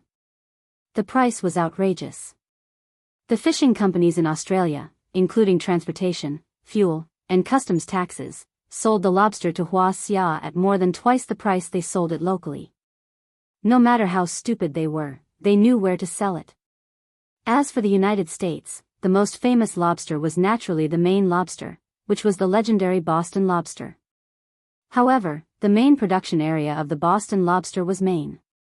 Because of the suppression of local policies and the fact that it was on the East Coast, there were two ways to send it to Wuxia.